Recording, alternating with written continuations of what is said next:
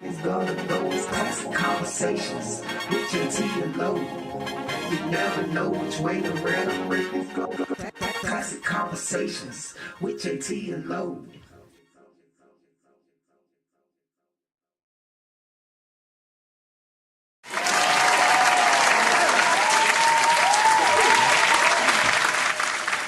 Fact. Yo, what's happening, y'all? What's happening, y'all? Y'all know what time it is. It is 8:30-ish.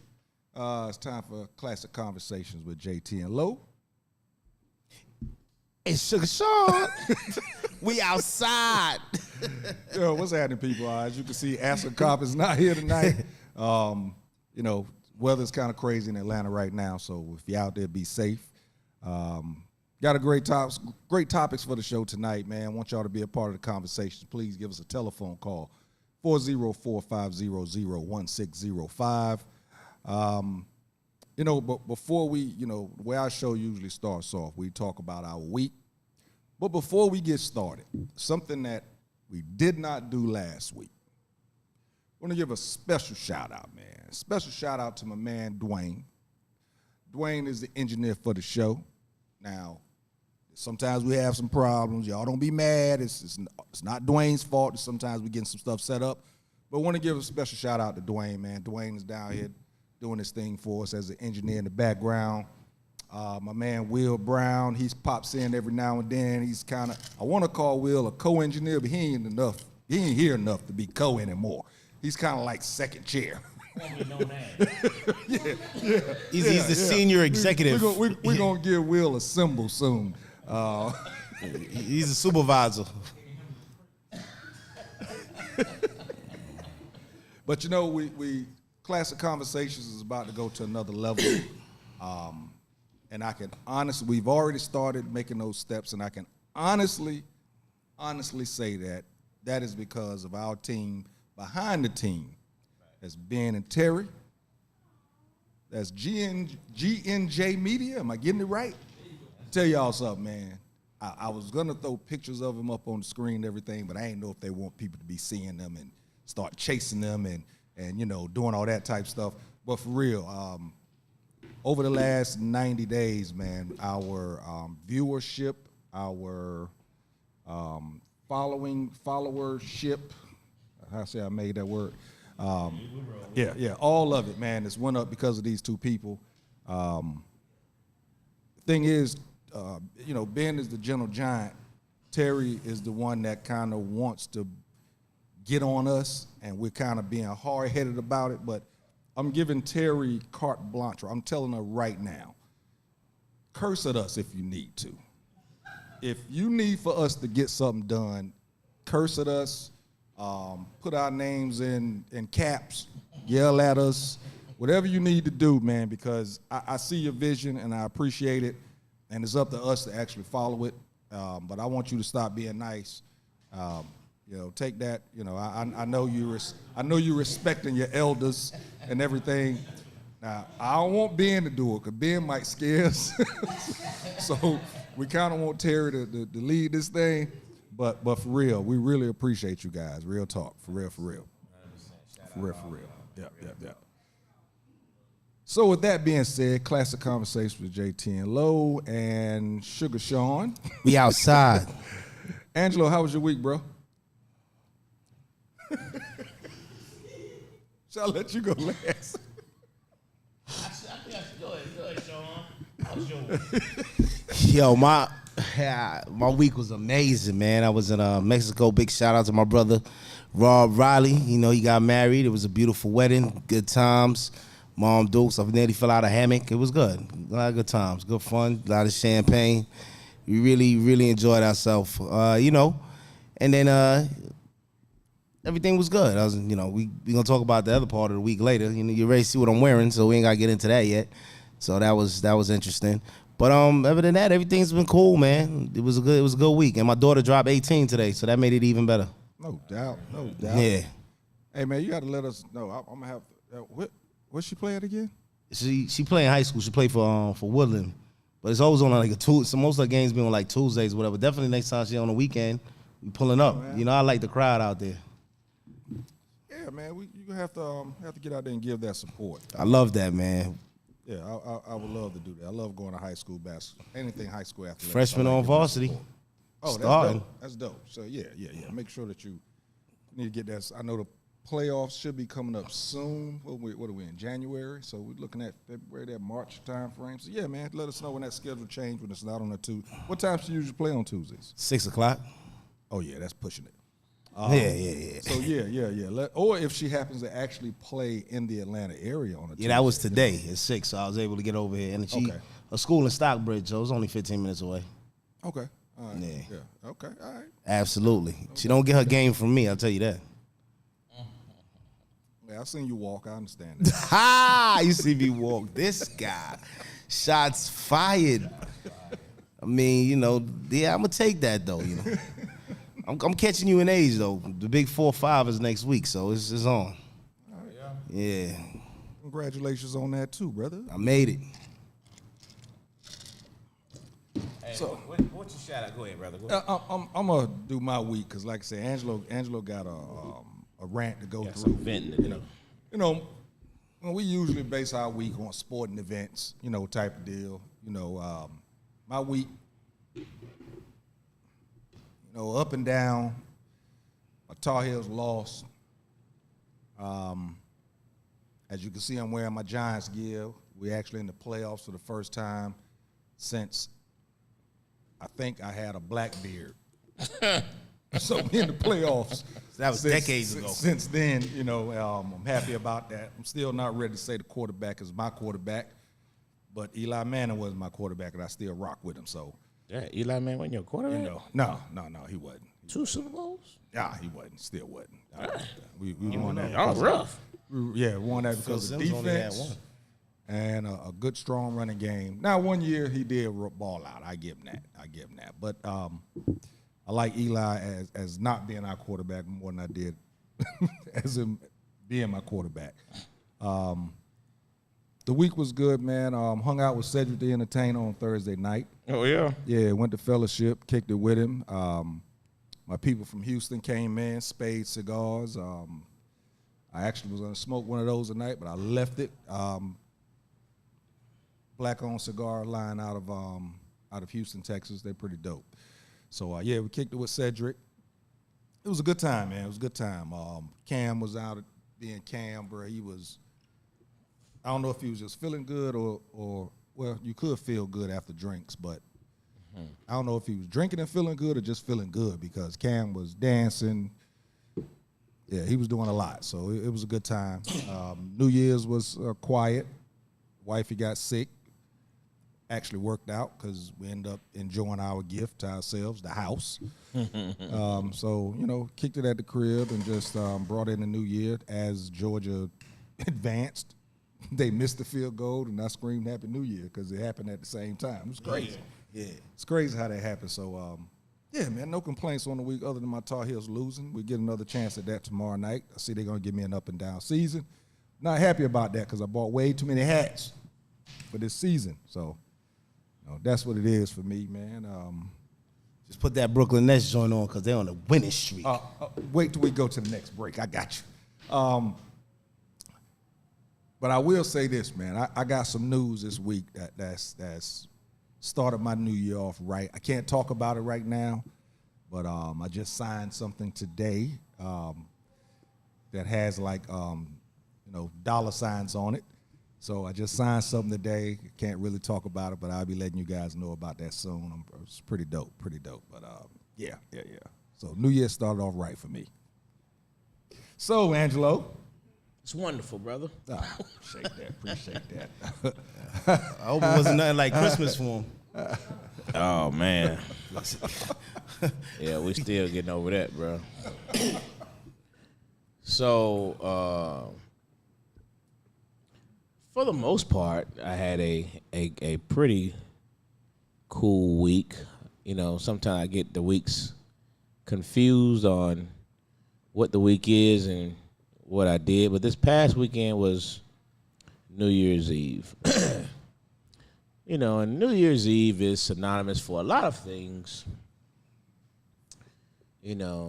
Celebrations and food items, and and the sports world is popular for bowl games. Yeah. So I'm gonna start with the second one first. I did have the pleasure and enjoyment of going to because it's gonna take that time. We're ready.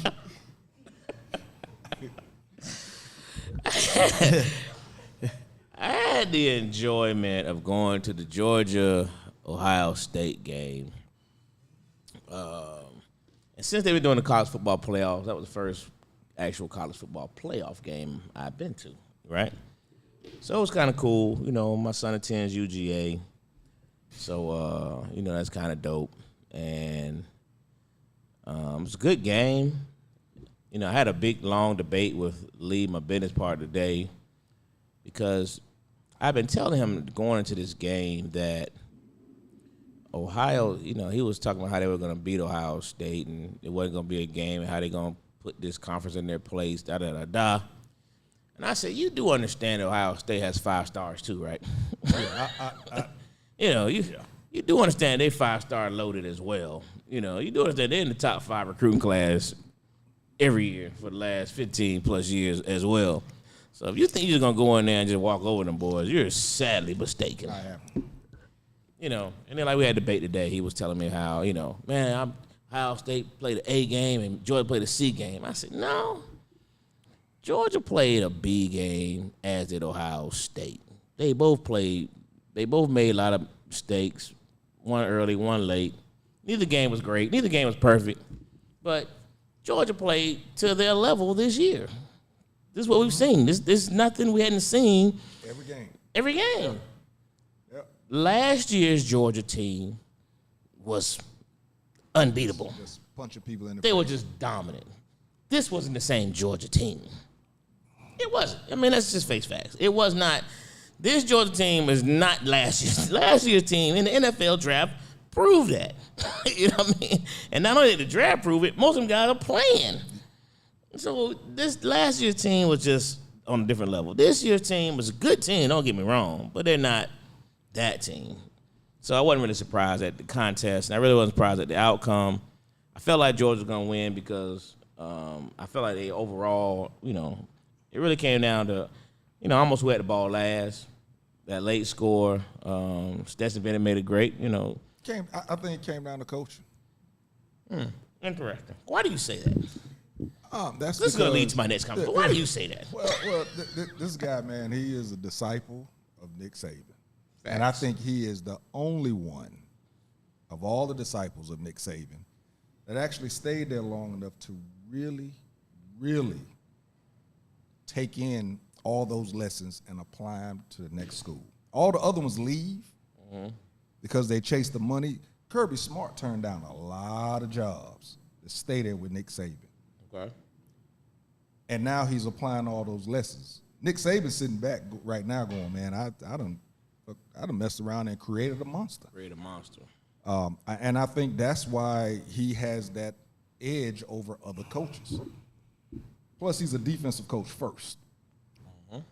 And let's face it, when you're talking about championships, defense is what wins championships. Facts. The offense will put him in the seats, but defense will win championships every time. All the time. This is why he does so well right now. And this is why, again, this dude, he's going to be there. So, like I said, Nick Saban sitting back right now going, damn, I should have fired him. or I should have made sure that he left. But all these other coaches go up under Nick Saban. They stay there for 2 years. They leave, get some money, get fired. Then 2 years after they get fired, they come back to Nick Saban. If he let him in. Yeah, Kirby Smart ain't got to come back. Right. Well, I asked that question because I agree with you that coaching played a major part. And if you think about the opponent, he's an Urban Meyer disciple. And we all know Urban Meyer. Urban Meyer don't care about nobody. Urban Meyer don't care who you are, what school you at. He feel like I can beat you. You know what I mean? Scoring points. And this guy is a disciple of him. So that's a great point because, again, that's how I felt like this is going to be a good game because this guy ain't scared of Georgia. You know what I mean? Came at him. Hey, this guy not scared of Georgia. Boy, he came or no at one him else in SEC. He don't care. That's how Urban Meyer coach. Urban Meyer don't care about nobody. But I say that about the coaching part because the first game of the 4 o'clock game, as you can see, I'm still representing my team because, that's how I am. If I'm a fan, I'm a fan. Got to fan out. But we got beat due to coaching. Jim Harbaugh frustrated me so bad, y'all. I just can't even stress it enough. And I don't play Monday morning quarterback. You can see stuff as it happens. And if you have the number 1 rushing offense in college football, you were a football player. You made it to the biggest dance of them all. If you had the best offensive line in football, do you run a trick play on the goal line? Nah, you run the ball. I'm running it down your throat. After you just had like, what was it, a 75-yard run? Run, not pass. Run. We saw this with the Seahawks, though, right, in the NFL.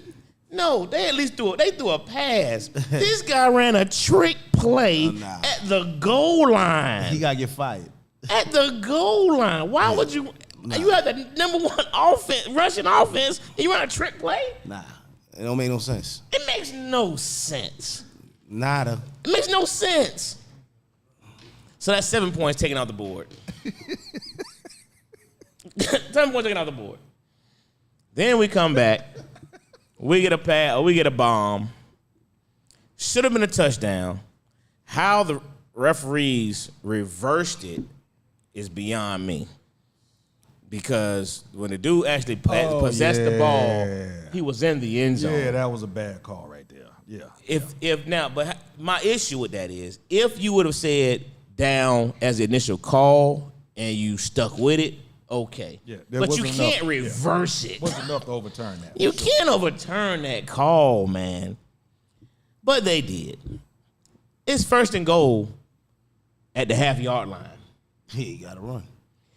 Donovan Edwards, who's been your second back all year long, has over 1,000 yards rushing. Just ran the 70-something yard run. I didn't understand. You put the ball in the hands of a kid who's only carried the ball 10 times this season at the goal line in the national playoff game.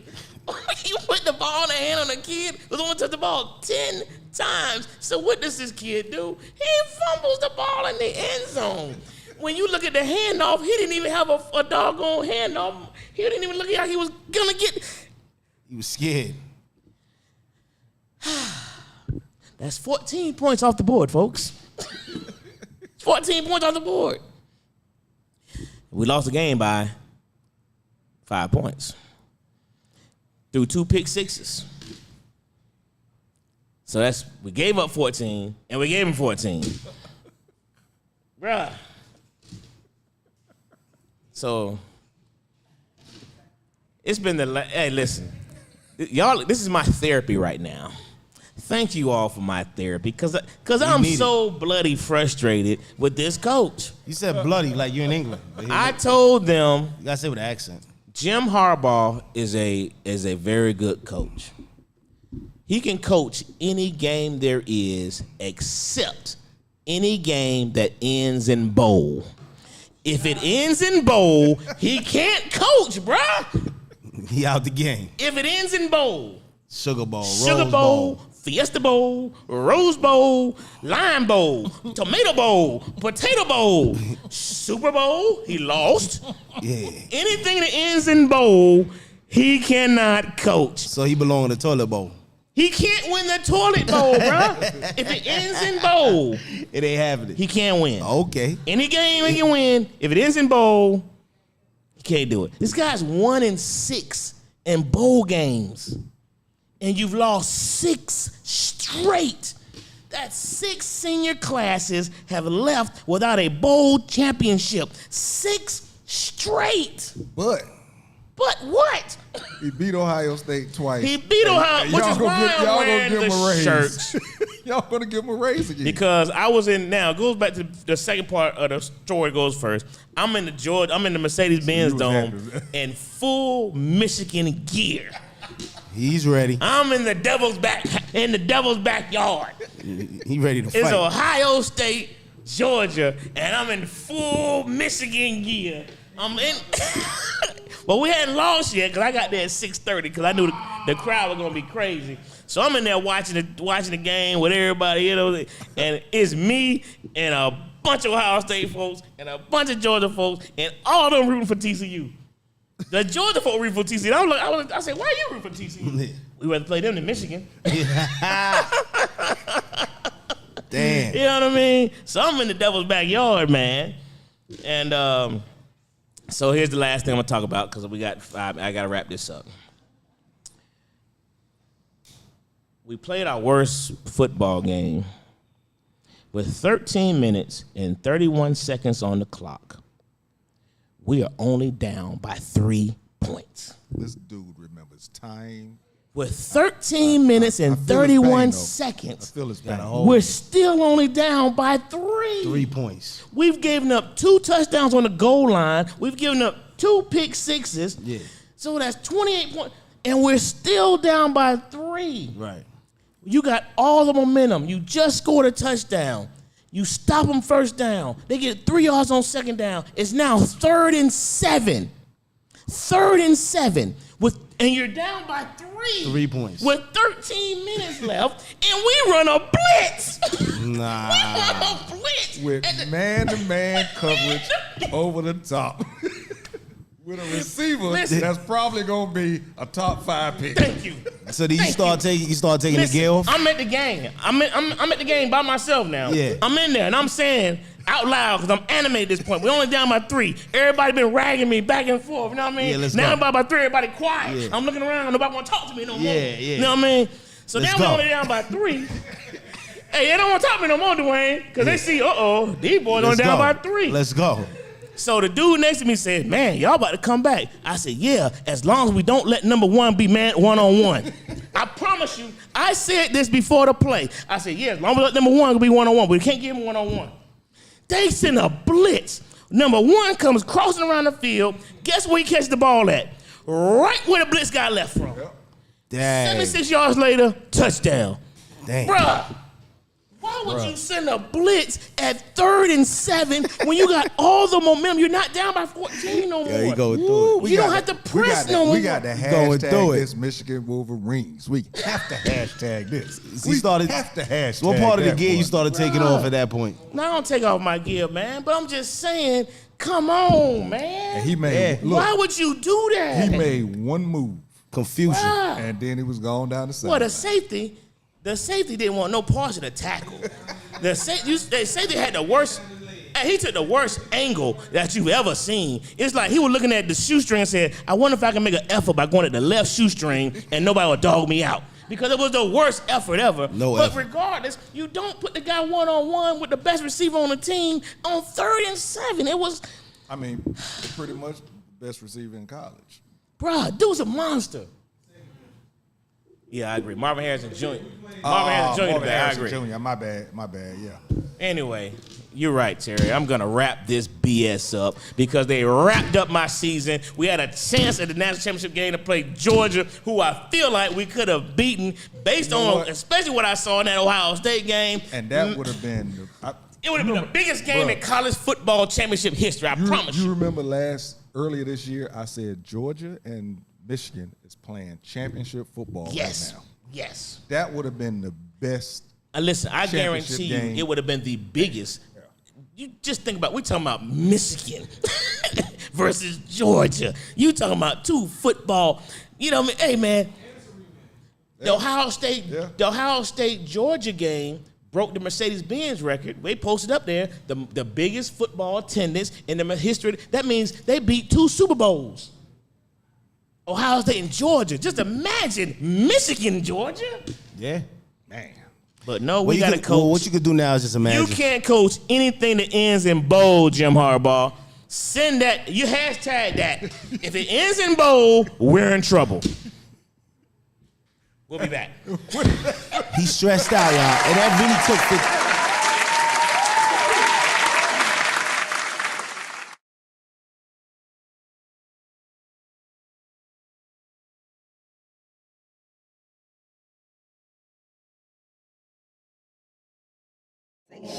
With Jae Tea and Lo, you never know which way to rap. Classic conversations with Jae Tea and Lo.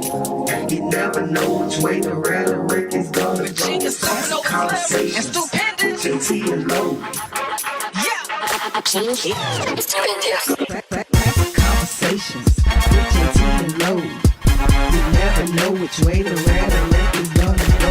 Classic conversations with Jae Tea and Lo. You never know which way the rhetoric. Classic conversations with Jae Tea and Lo. You never know which way the rhetoric is gonna go. Classic conversations with Jae Tea and Lo. You never know which way the rhetoric is gonna go. Classic conversations with Jae Tea and Lo. You never know which way the rhetoric is gonna go. Classic conversations with Jae Tea and Lo. You never know which way the rhetoric is going. Classic conversations with Jae Tea and Lo.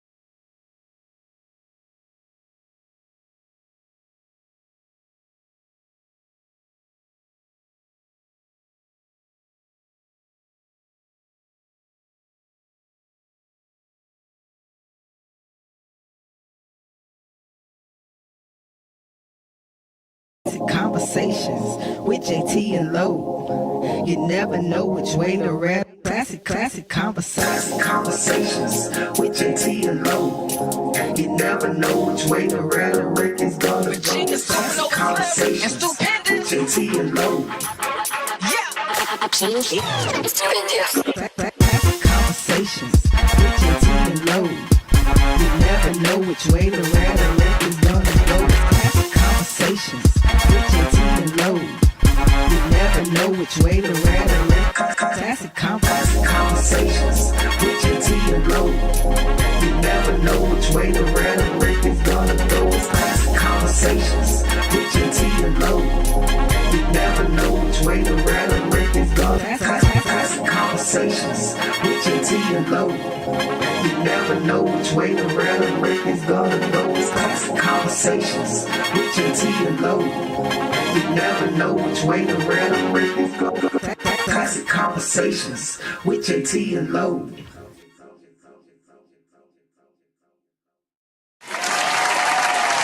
Y'all this live, man. He is though. Y'all already know Hey, why. yo, what's happening, people? We are back. Classic Conversations with Jae Tea and Lo. And Ask a Cop and Sugar Sean. Ask a Cop Yep. not here. We outside. Yep. So, yeah, we back, people. And as you can see, like I said, my week was going great. As you can see now, I'm representing my Brooklyn Nets.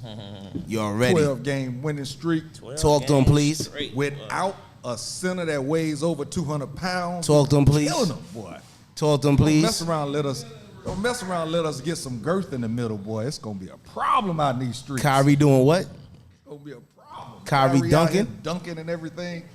Playing in the post. All right, we're going to have to start doing us a Classic Conversations, our sports show. We're going to have to find a day to do Well, that. once a month? Because we're going to have to find a day to do that, for real. Because You know I love that sports. Yeah, I talk about that all day. I mean, you know, shoot, bro. Look, y'all, we going to Florida in 2 weeks, and we spend 3 days talking about sports of the teams that we're coaching and then the other teams also. Promise you, we can do that all day. All day. Oh, my little nephew made All Long Island. Coming out, he gonna be playing in Texas. Big shout out to my little man Chris Bordeaux. He doing his thing out there. First season playing football, made All Long Island, going to Texas. Playing running back, man. That's big in New York. He looking, in Long Island too. He doing his thing. He's 12. That's big in New York because let's face it, it's not like people are just running around playing football. Yeah. Now Long Island is different though. Like, Long Island got more grass. Long Island's where they come out of. Like Long Island, it's still just See, they got more grass. That's an interesting thought. they got grass. They got grass. No, that's interesting. Yeah, we don't got that grass. plays a part in that, huh? Oh yeah. That place, you go outside and play and not, Oh, yeah. I never thought about that. There's hard That's tops. interesting. There's hard tops in Yeah. the city, so that's why basketball come up out of there. Yeah. You don't see too many baseball players coming out of New York. You don't see too many football players. Well, now you got a lot of football players come out of New York. Like Erasmus High School actually got cats in the NFL. It's crazy. It's Not say a just- lot. They get. yeah. They Well, get I mean, good. It just doesn't happen. They getting out there now. Just doesn't happen. Yeah, it's not 'cause like a again, high It's not grass. You can't play football on asphalt. It's just hard to do. We play on concrete. It's just hard to do. So, yeah, man, we're going to get on with some topics. 404-500-1605. Please give us a telephone call. Be a part of this.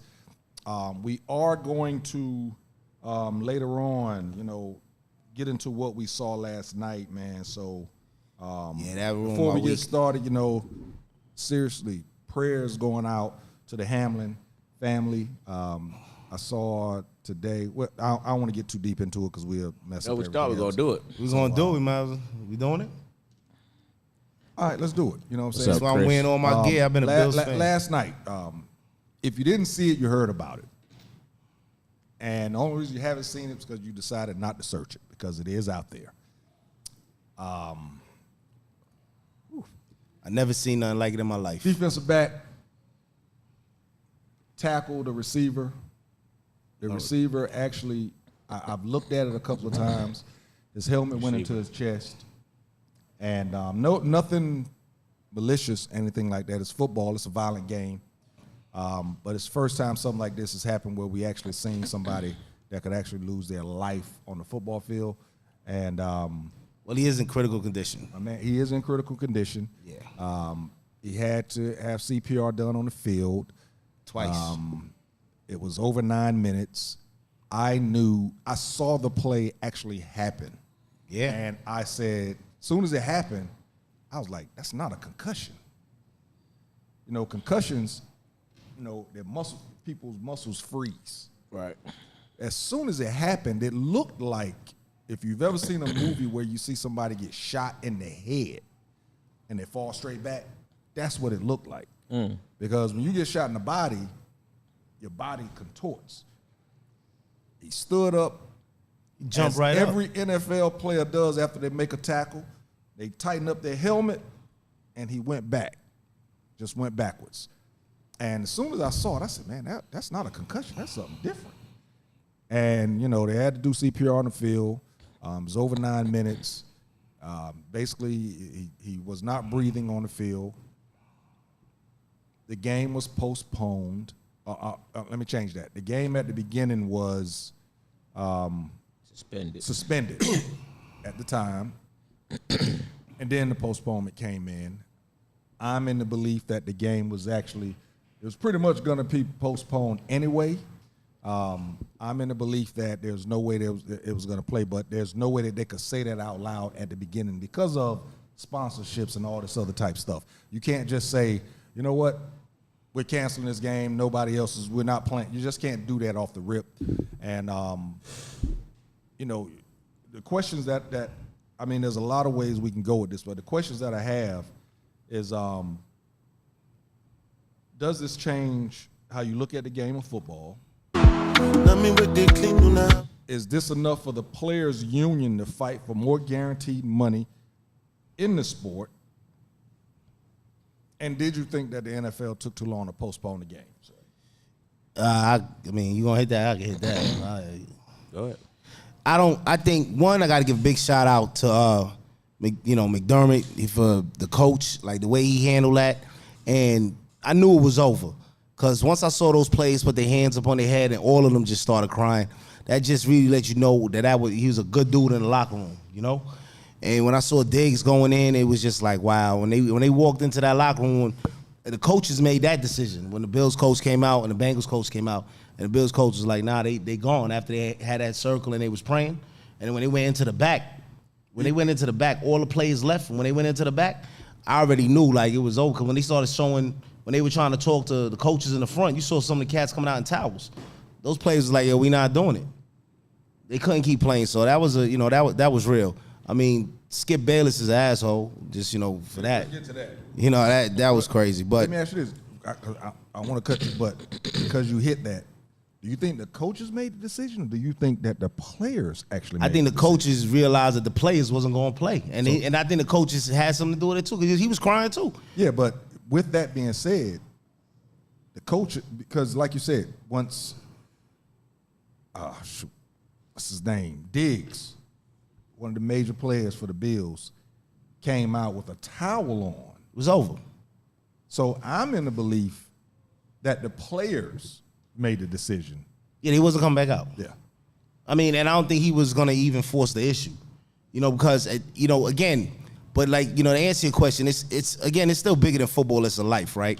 I mean, at the end of the day, football is a violent sport. It's a dangerous sport, and we all know that. And there wasn't anything, that's just a regular football play. Yeah. We don't know, the details behind if he had, a heart condition or what was going on. And, there's the theories out there now about him having, taking a shot and all that other stuff. You know what I mean? I don't know. But I just, pray for the best one. But I've never seen anything like that with me playing football and forever, like what I saw during that game. But I mean, the man, when I saw when his legs just dropped and they just spread apart, we just knew it wasn't looking good. There's actually been, I think it was in lacrosse, a player there was the lacrosse ball or whatever that thing is, hit a player in the chest. Same thing happened. Stopped his heart because of the force that it hit his chest. Supposedly, this has happened in soccer also, where I wasn't able to, when I was reading about it, I couldn't get if it was the ball or if somebody struck him, if he got struck in the chest or got kicked in the chest, it's soccer. But it was forced to the chest. Same thing happened. The time, I wasn't able to get the time that he was actually out where they had to do CPR. But the crazy, I don't know if you want to call it crazy, but the outstanding thing or the amazing thing about that incident, he actually ended up playing soccer again in 2 weeks. Yeah, that was just different. But when you saw them take him up, put him on a stretcher, bring him to the ambulance, and then take him off to put the defibrillator on him again, we already knew that it was not good. And those not kids, but those young men that watched that, just to see the look on their face, they saw something terrible. Yeah, I think to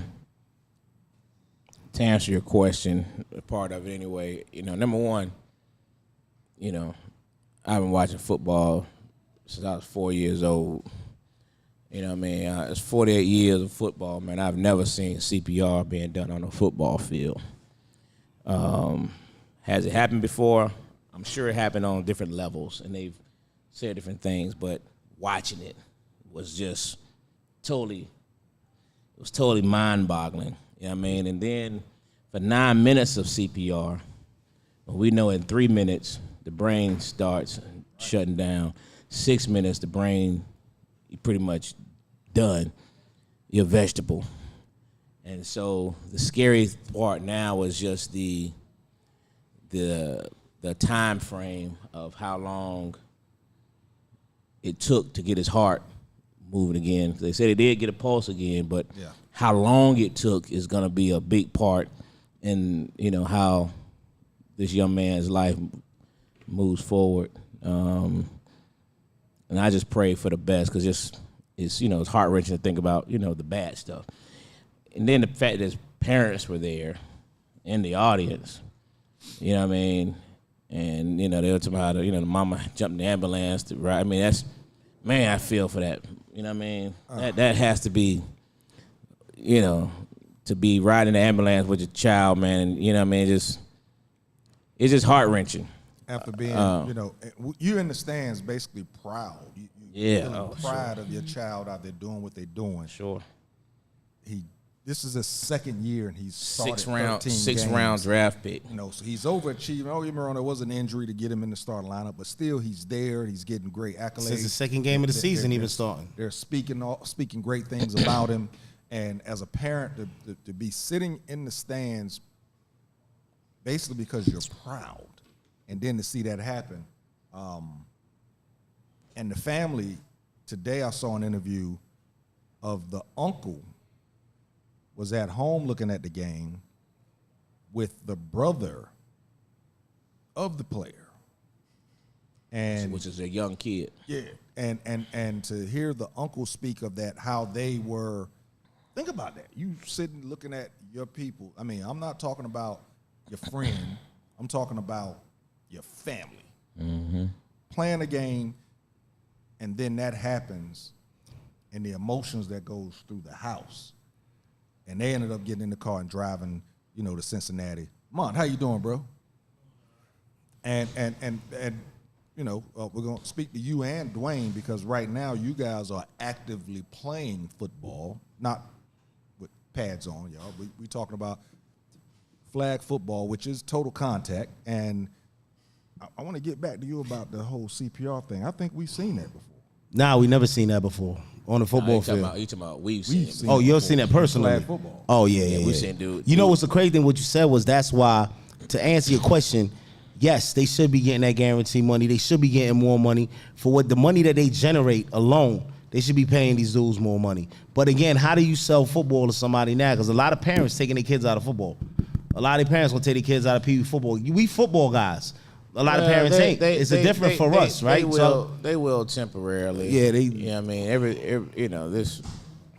It's unfortunate, you know, but things like this won't stop the game. You know, which is part of your question about did they make a mistake? Did they wait too long? That's one of them things that's debatable, because it was unknown territory.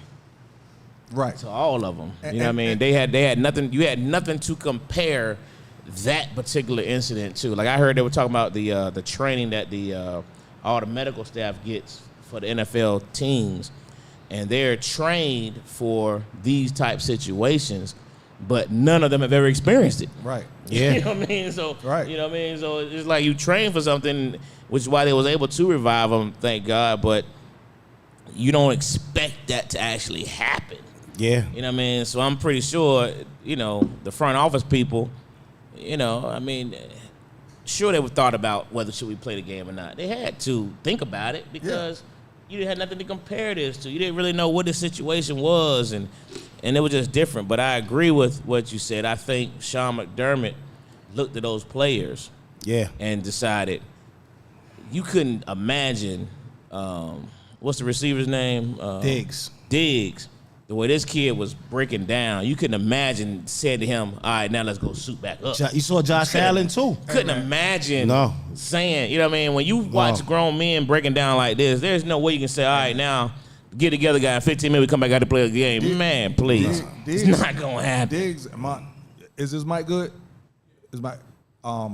Diggs gave as a leader of a football team, does after injuries, because let's face it, usually you get an injury on the field, concussions, ACLs, where players are on the field for a while, and sometimes you have a stretcher come out and take them off. Then you have to give that leaders have to give that speech to get people up. He gave the speech as best that he could, and those players went right back to what they were doing before the speech. Absolutely. That's when you knew. It's over. You know, he gave that speech, they were sitting back, and he gave the speech, and they went and sat right back on the bench and just started looking into space pretty much.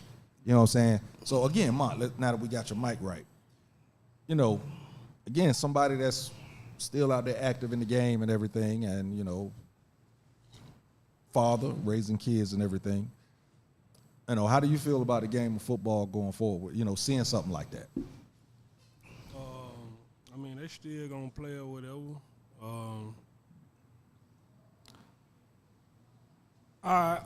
What I wanted to change, I don't know if it's gonna change. I wanted to change this youth football You got these kids in youth football that's been playing since May, and they still playing football right now.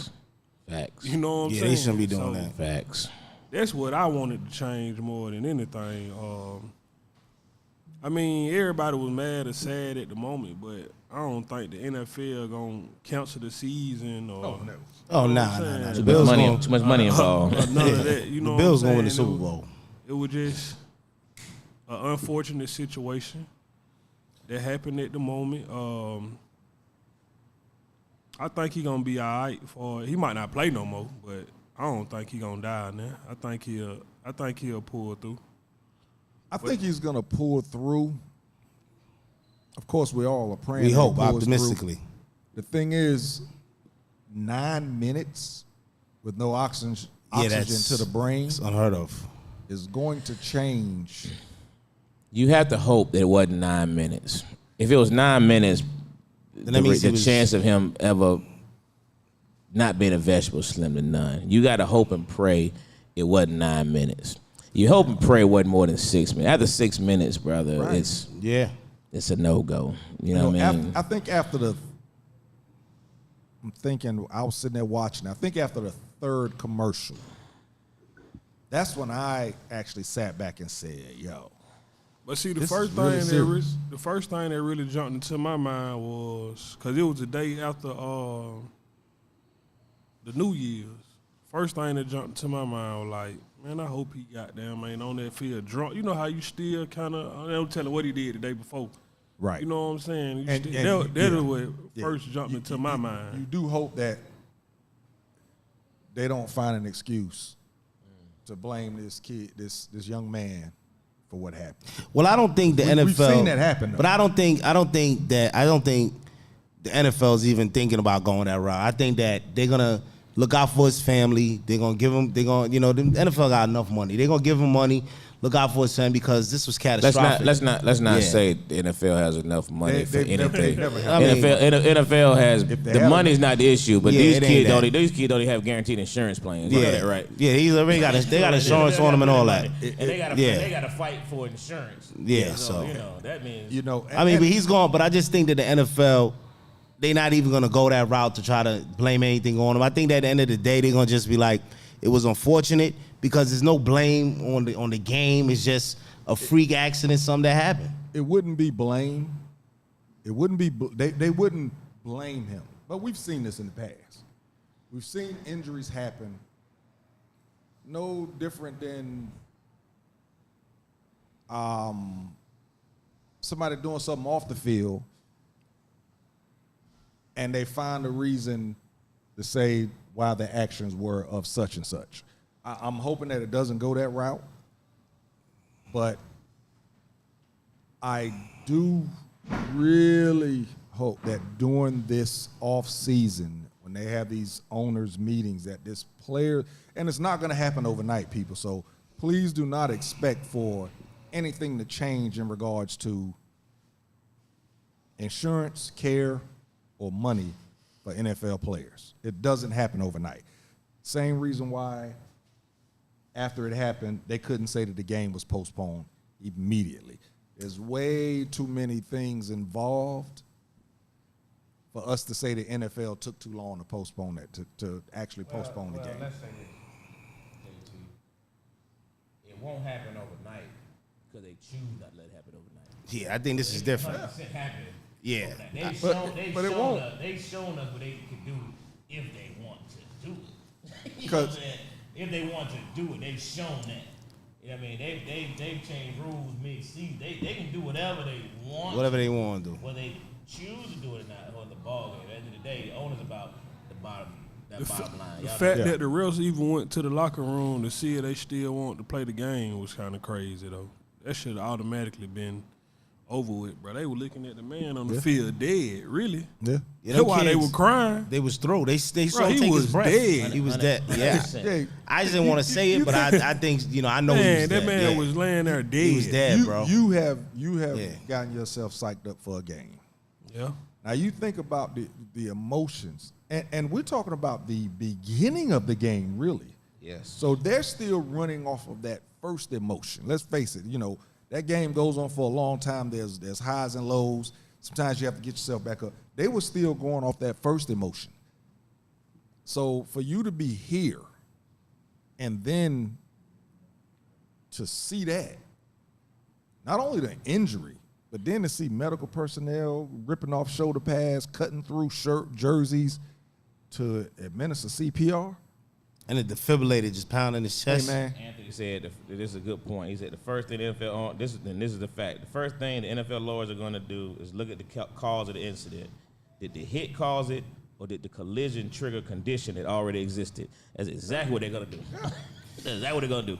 They're going to say that. They're going to try to.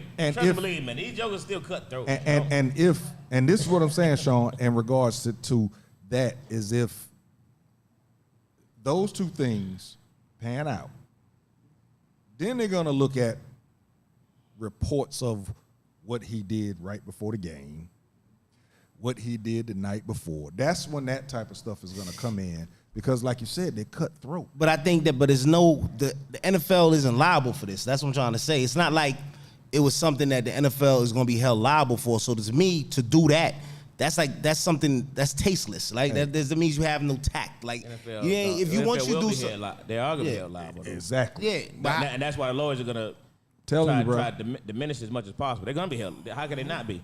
I mean, what are they being held liable? If you get hurt at work, that's right. Who's responsible? Yeah, but you're right. But you signed that. You signed that once you go into the NFL that you risking your life. No, sir. You get hurt at work in that contract. Who's responsible? If you get hurt at work, you're responsible. Period. Yeah. You get hurt on the job, bro. They gotta try to save their image. So the NFL, they care about the man, but they care more about what happened. About the brand. Yeah, they don't shield. I'm sorry. They don't want that image. They care about the shield. I believe that. I think it would be a bad look to just start being like, yo, he was on this and all that. It just won't be a good look. If the man passes away, not at the very moment. Just leave it alone. But and it will come up. I think it would be a better look is just make sure his family all right, make sure everybody else taken care of, and just the game is dangerous. We all know it's violent. It's a dangerous game. You risking your life every time you playing football. The thing is, I mean, it's been like that since I was peewee to college. In regards to bad looks, the NFL has had a lot of bad looks. A whole lot of bad looks.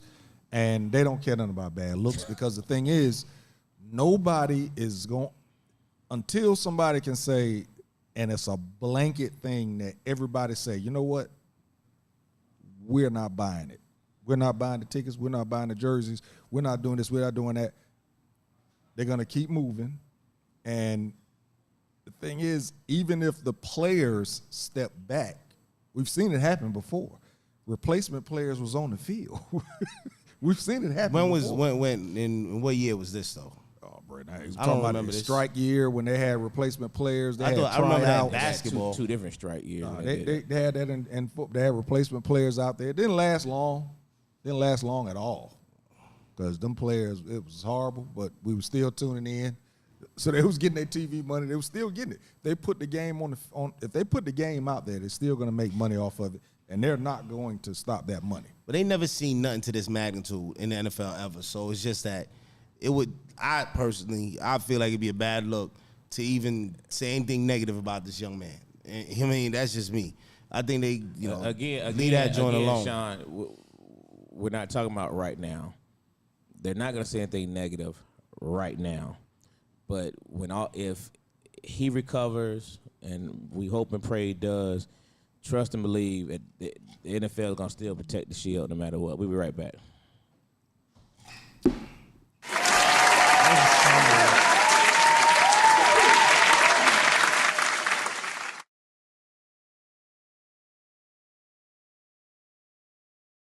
Conversations with Jae Tea and Lo. You never know which way to rap. Classic conversations with Jae Tea and Lo. You never know which way the rhetoric is gonna go. Classic conversations with Jae Tea and Lo. Classic conversations with Jae Tea and Lo. You never know which way the rhetoric is gonna go. Classic conversations with Jae Tea and Lo. You never know which way the rhetoric. Classic conversations with Jae Tea and Lo. You never know which way the rhetoric is gonna go. It's classic conversations with Jae Tea and Lo. You never know which way the rhetoric is gonna go. Classic conversations with Jae Tea and Lo. You never know which way the rhetoric is gonna go. It's classic conversations with Jae Tea and Lo. You never know which way the rhetoric is gonna go. Classic conversations with Jae Tea and Lo.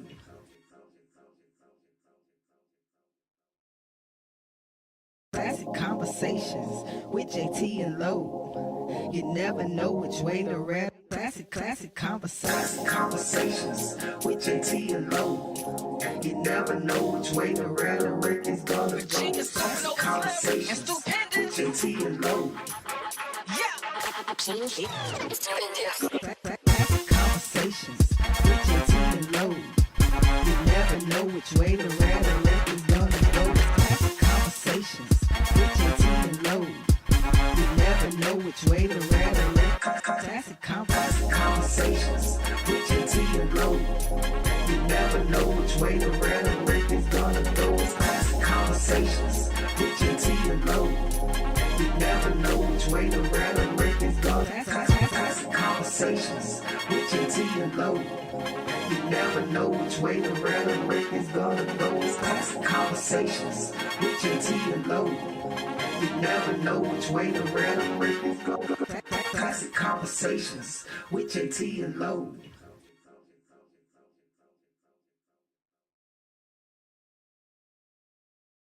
Classic conversations with Jae Tea and Lo. You never know which way the red. Classic conversations with Jae Tea and Lo.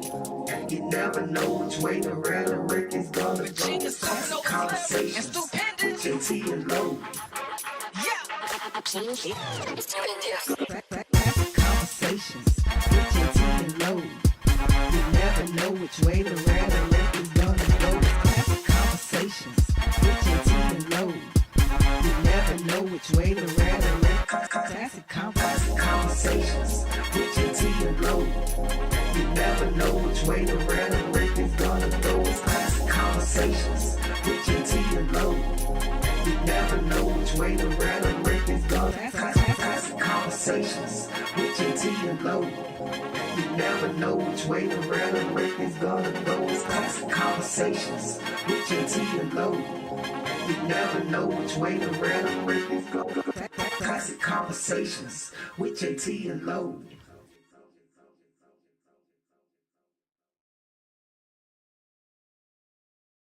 Classic conversations with Jae Tea and Lo. You never know which way the red. Classic conversations with Jae Tea and Lo. You never know which way the rhetoric is gonna go. Classic conversations with Jae Tea and Lo. Classic conversations with Jae Tea and Lo. You never know which way the rhetoric is gonna go. Classic conversations with Jae Tea and Lo. You never know which way the rhetoric. Classic conversations with Jae Tea and Lo. You never know which way the rhetoric is gonna go. Classic conversations with Jae Tea and Lo. You never know which way the rhetoric is gonna. Classic conversations with Jae Tea and Lo. You never know which way the rhetoric is gonna go. Classic conversations with Jae Tea and Lo. You never know which way the rhetoric is gonna go. Classic conversations with Jae Tea and Lo.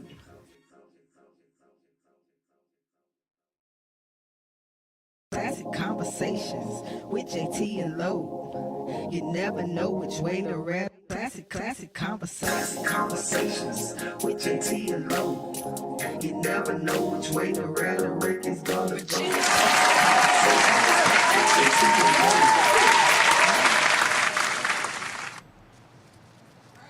That rain coming down, boy. Gonna be another long night. I would love to tell y'all that that's a live audience that's clapping right now, but that's actually not. That's Mother Nature.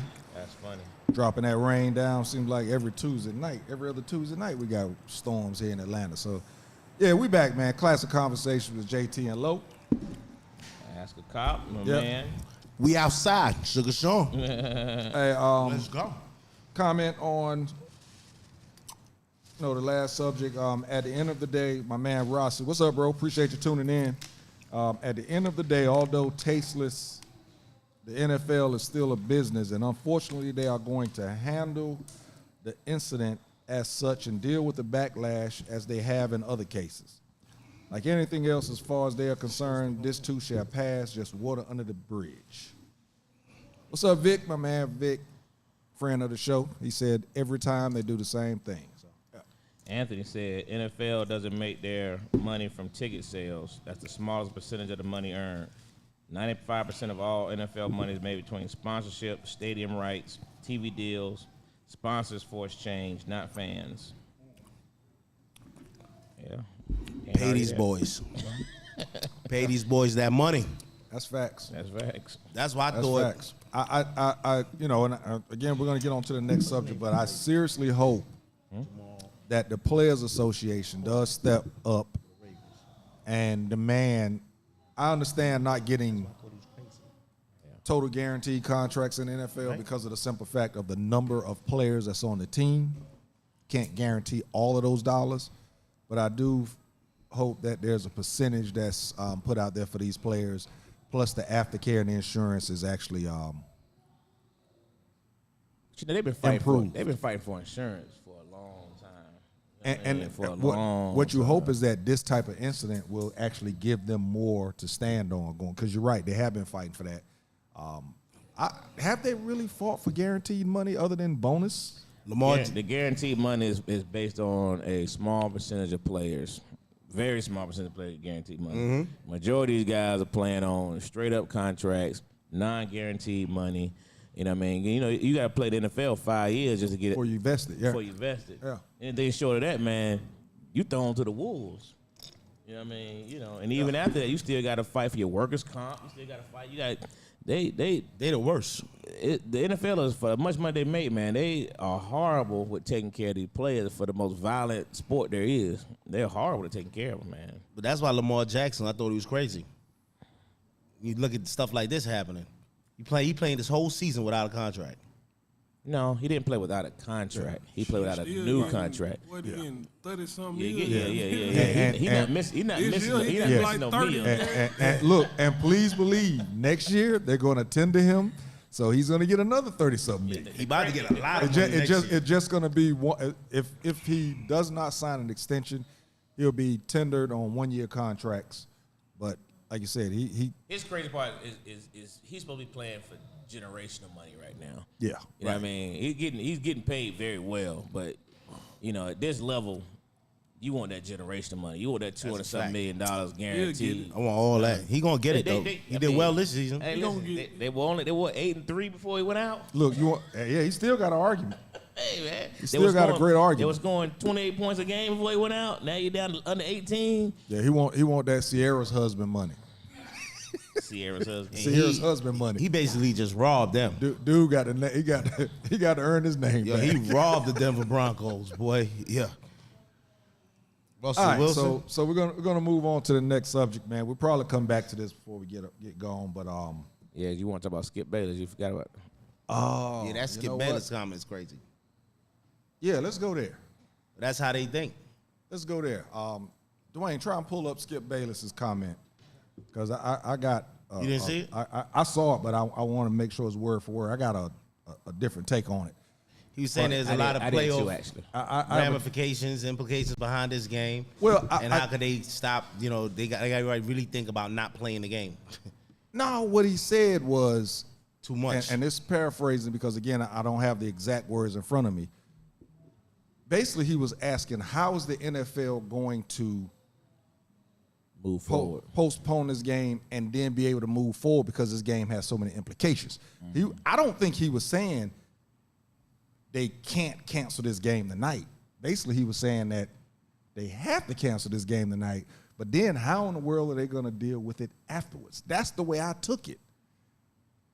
He was saying, And again, sometimes I think we as, black folks, because of his reputation and how because of people his feel about reputation, him. we'll jump on something real quick without, really diving into it quick enough. Now he did get blasted. he got blasted. Let me read that. Yeah, he got blasted. He got blasted so hard that they said the president of Fox called him at home and said, "Hey, they tearing you up on the internet. Yeah. You need to go back up there and say something ASAP. Yeah. Clean this up." That's exactly what he said. He said, "No doubt the NFL is considering postponing the rest of this game, but how? This late in the season, a game of this magnitude is crucial to the regular season outcome, which suddenly seems irrelevant." So That's the part I think everybody forgot. That Right. part, They- which suddenly that's a seems problem. irrelevant. but he's basically stating that the game is irrelevant, but he's also asking how, because I said the same thing. This game what is they gonna do? because this game actually is a game could be a game for the number 1 seed. Correct. Yeah, but all So right. it's still really, how do they put this game back in? You can't, you're still gonna have to play it. I don't know how the Buffalo Bills, honestly, especially if this guy does not start speaking in complete sentences, I don't know how the Buffalo Bills, the players, actually regroup. Oh, That's nah. what man Chris and Ledbetter I- said earlier. He said, "I don't see how they can play." I don't see how they can play. Thing. Period. I think the Bills they're gonna rally behind this. Like that's just what happens with football. But back to what you were saying, he was being sarcastic. He said, "Which suddenly seems irrelevant." Basically, like who cares about the player? Like how? So playoffs. No. When you say which suddenly seems irrelevant, I The feel game, the game suddenly feels irrelevant. it wasn't relevant at that moment. That's what he's saying. No, he said which suddenly And seems see, irrelevant. and this is what I hate about social media. I read this is again. that the content, right. Yeah, the content of words can be add it taken in so many different ways. Correct. This is why when even in my little job, when I'm emailing or sending an instant message to somebody, certain times I have to pick up the phone and call them because I'm like, hey, I need to know your content behind the words you sent to me because this is how I understood it. So and listen- then they'll break it down and say, oh no, this is what I was saying. But you read everything that he wrote. You read what he said, but Well, again, listen the what he content, said, but it's point blank. He said, No, it's not. No doubt. Listen, let's No, do it's it. not. I'll read it again. It is 100%. If it's point blank, we would agree listen, 100%. Nah, but no, we ain't gonna agree. Listen, no So it's doubt. not point blank. It is point blank. No doubt, the NFL is considering postponing the rest of the game. But how? Right? He says, but how? That would have been fine. He said, this late in the season, a game of this magnitude is crucial to the regular season outcome, which suddenly seems so irrelevant. Yo, dog, when you say that, there's no other way to look at that. How do you not see that he's talking about the game not being The now game not is irrelevant? irrelevant at this moment. That's what he because, said. No, he said which suddenly seems irrelevant. That's what we're saying. But he's Which being suddenly- sarcastic. That's That's you. That's your That's interpretation. you thinking that That's he's the being. whole interpretation. NFL interpretation. No, that's your interpretation. Every of what player he is said. like, yo, Skip Bayless messed up. So then why would he come out and say this then after? Because people misunderstood it like you did. But he didn't say misunderstood. He didn't say he said nothing misunderstood. He came back with a lot of other tweets after. Look, he said he's But ain't nobody talking about that. not why would he say this then? Because his boss called Again. him Read it, and read it. said, nothing's more important than this young man's health. That was the point of my last tweet. Keep reading. I'm sorry if that was misunderstood, but his health is all that matters. Again, everything else is irrelevant. I pray for him and will continue to. What do you mean? So now that's telling me you knew when you said that suddenly the game was suddenly irrelevant. Sean, listen. The game was You suddenly read irrelevant. what I just read? No, let me read it myself. Read out loud. I didn't like doing that in school. I read it out Nothing is loud. more important I can than read it. that young man's health. No. That was the point of my last tweet. I'm sorry if that was misunderstood. That means you misunderstood what his intention was. Of when course he he's gonna said say that, but read Of what he course said gonna before. say that. What do you mean? See, again, Go back to what he said before. Again, I feel sometimes we jump on People things. misunderstand. So you again, went- things are taken out. I just feel things are taken out. If somebody's sending you a text and say "kiss my ass," you're gonna hit them back. What the fuck you mean? But if somebody says "kiss my ass," LOL, you're gonna laugh at it. But See what it's I'm two saying? different It's- things. Because LOL means laugh out loud, I'm joking. Kiss my ass mean kiss my ass. But I could have been laughing and didn't say LOL. No, you should have said LOL. Because you can't write me But and you say can't tell me what I That's the point. should have. Nah, that's irrelevant. You can't say that. Words can be taken out of context, and I feel that we love to jump on something to get a rallying cry almost. Nah, I It's ain't like, with. it's like, nah, not it's on like this a one. famous A famous philosopher on this show said to some young ladies one time on the show, this famous philosopher, Y.B. Mont, said, "You're listening to respond as opposed to listening to hear what was said." Well, seeing that the famous philosopher, That was so true. he's sitting, the famous Some people listen listen to respond. That's all they listen. They listen to respond. No, the famous philosopher sitting here. Let me hear his opinion. I want to hear his opinion. Because, first of all, Skip Bayless is an asshole. But anyway, I want to hear his opinion. Yeah, people who feel that way Yeah. are misunderstood. Yeah, I still feel he's an asshole, but go ahead, Mark. yeah, Mark. Yeah, that's a big thing. It's who he is. So when Skip Bayless says something, you can read. A lot of people can read, but can you comprehend what you're reading? And from his tweet, even with him saying suddenly, before that incident happened, there was a big game. So now he's saying now all of a sudden this not happened. This game don't mean as much as it did before all this. Right. I don't think he was saying that out the way, because when they play the game again, what everybody gonna say then? He basically was just saying what we all know, which is, okay, the NFL gonna go on. This big game that everybody been hyping up, because the winner of the game gonna be the number 1 seed, and now this situation done happened. It don't mean that no more. But who does it mean something to? The NFL. So how are they going to do it?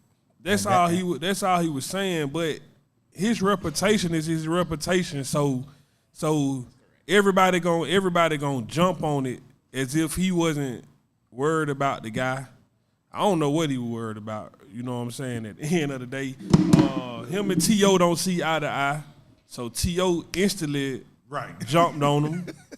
And now everybody else, that don't see eye to eye with him. My only thing was, to me, Shannon Sharp should have not came to work when he disrespected him.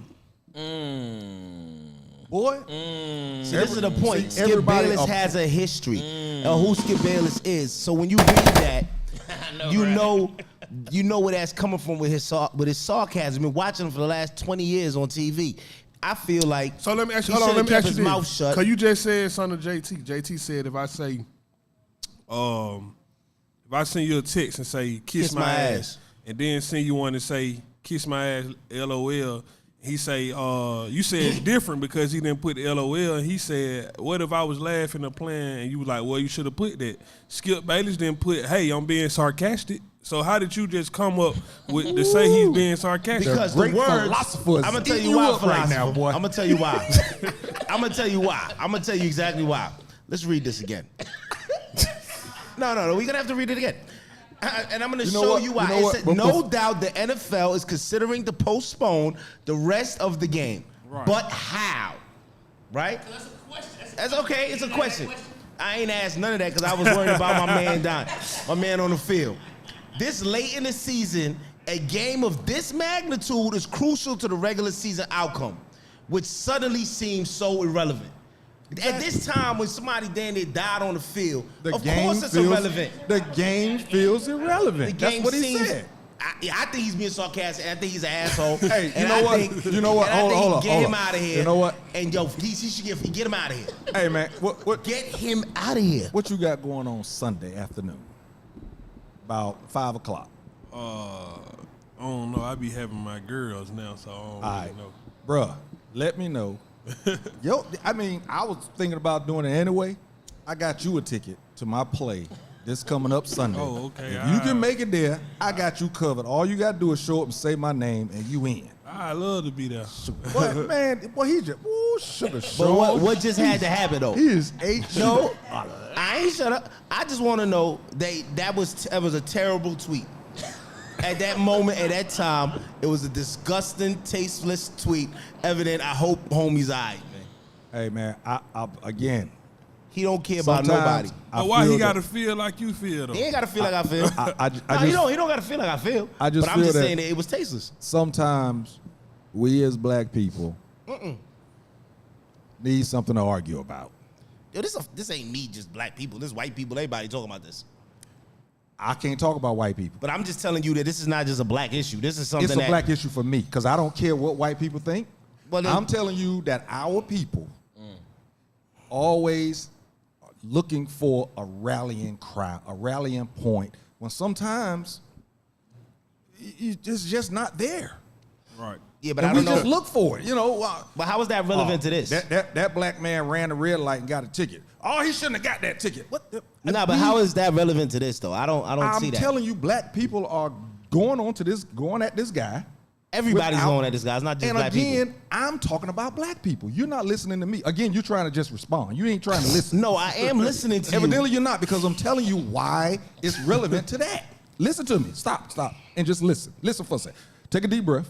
No. Take a drag off the cigarette. I'm not. Again, because you just want to respond. Boy, you hit him. Oh, I'm glad you brought that back I'm up. not. You know what? We're going to make that a I hashtag am just for not. you, homie. We're going to make that I love it. That, Hey, yo. I just said that one that day. Why I sat back, I'm like, ooh, I like that. I like that. Yeah, Skip Bayless is an asshole. we're not doubting that. Then that's all that matters. He is, but since you done gave him that title, everything he doing say you gonna be looking forward to being an asshole manner. Period. So if he wasn't sarcastic on that tweet, you gonna look for it to be sarcastic because in your mind he's an asshole. I heard it. I hear his voice in my head. No, I'm with you. Oh, thank you. I agree. I agree that. Thank you. Skip Bayless, Thank you. he is what he is, but at the same time, I didn't see that tweet and feel like he was being sarcastic. I agree. He is. I didn't even think he was being mean. Like I say, my bigger issue was Shannon Sharp. Like, what point Hey, was you man, making? At that moment, I was just worried about the kid. I'm a Bills fan. I was worried about my man Hamlin on the floor. The game was crazy. I'd never seen nothing like that. My little daughter was like, "Is he dead?" It was crazy. Right. And that just like that's all that everybody was talking about. And then he got what he wanted. He gets shock value. But this ain't to me. I can't tell him when it's the time. He can do what he wants, say what he wants. But for me personally, that wasn't the time. Hey, Right, but like I'ma a tell few you minutes something, bro. after that. That's crazy. Hold on. That what you said though. When he dogged Shannon Sharp out, Yeah, because I want you to go into that. when he dogged Shannon Sharp out, and he showed up Without an apology. without an apology at all.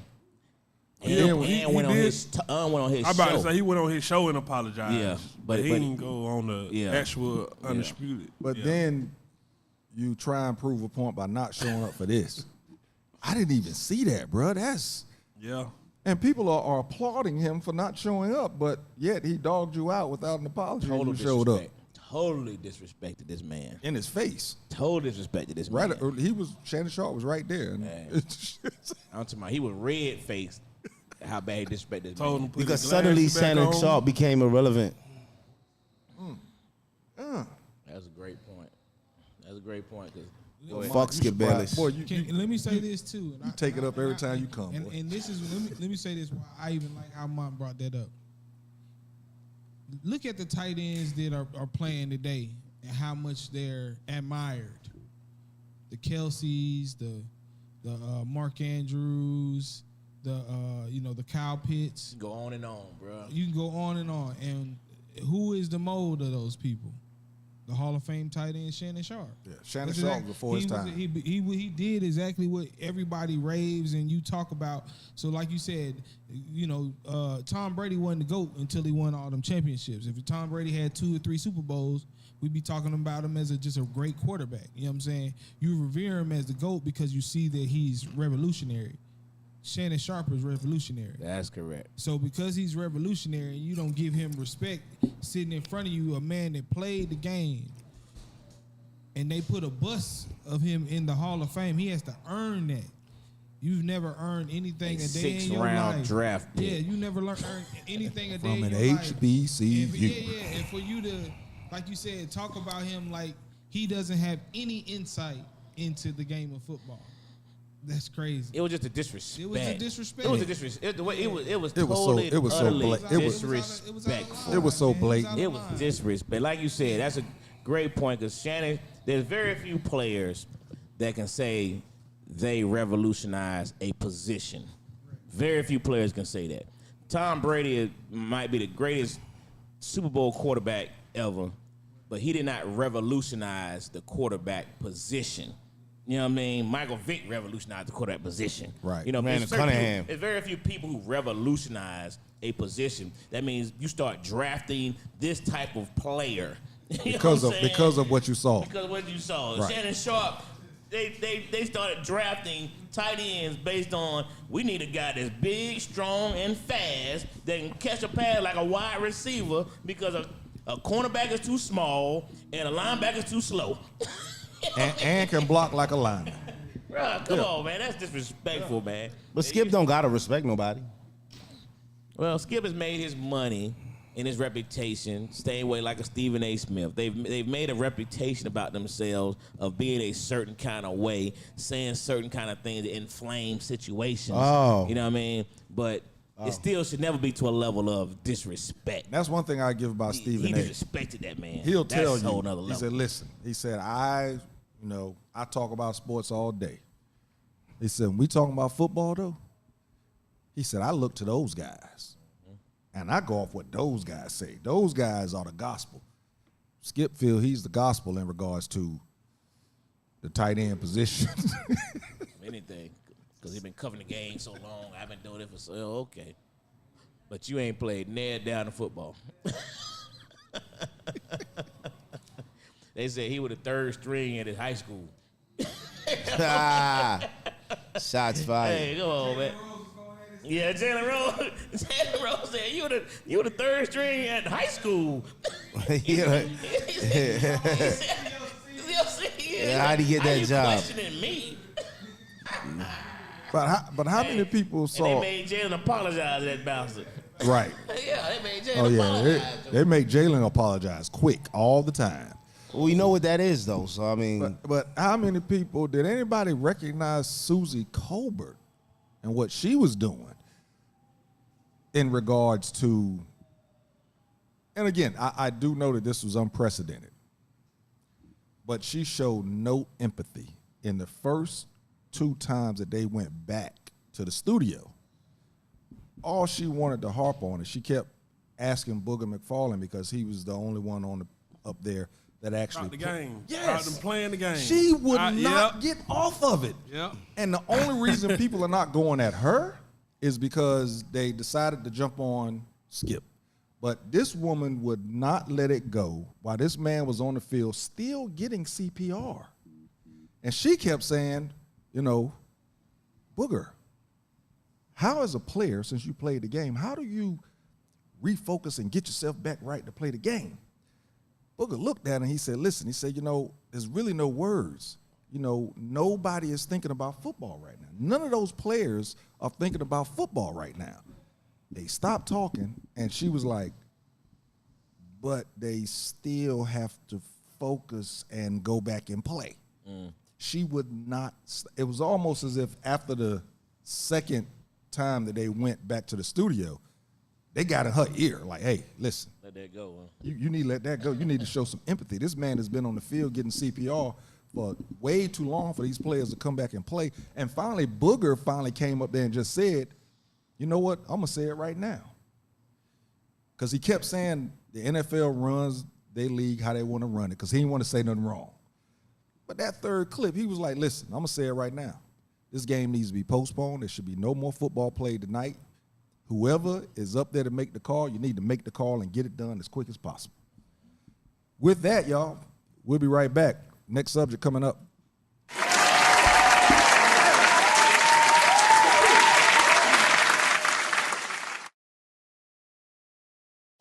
With Jae Tea and Lo, you never know which way to rap.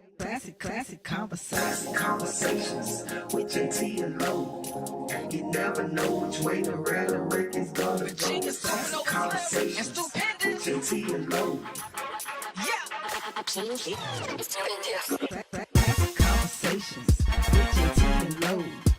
You never know which way the rhetoric is gonna go. Classic conversations with Jae Tea and Lo. You never know which way the rhetoric. Classic conversations with Jae Tea and Lo. You never know which way the rhetoric is gonna go. Classic conversations with Jae Tea and Lo. You never know which way the rhetoric is going. Classic Conversations with Jae Tea and Lo. You never know which way the rhetoric is gonna go. It's Classic Conversations with Jae Tea and Lo. You never know which way the rhetoric is going. Classic Conversations with Jae Tea and Lo.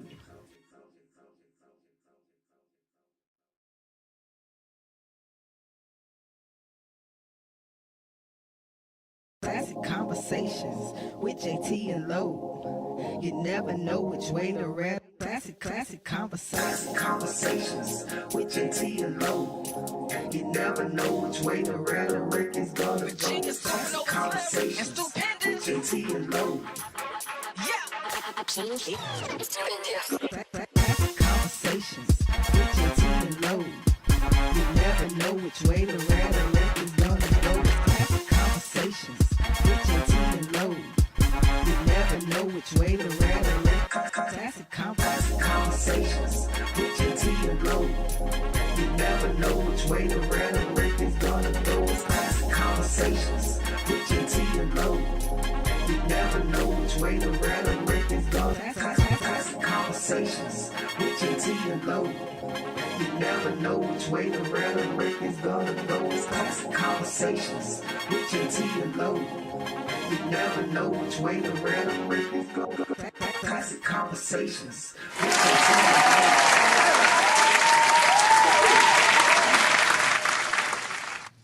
All right, y'all, what's happening? What's happening? We are back, Classic Conversations with Jae Tea and Lo. A man ask a cop. Ask the Cop is actually taking a look. I see he's looking in on us, man. Give us a call in when you get a chance.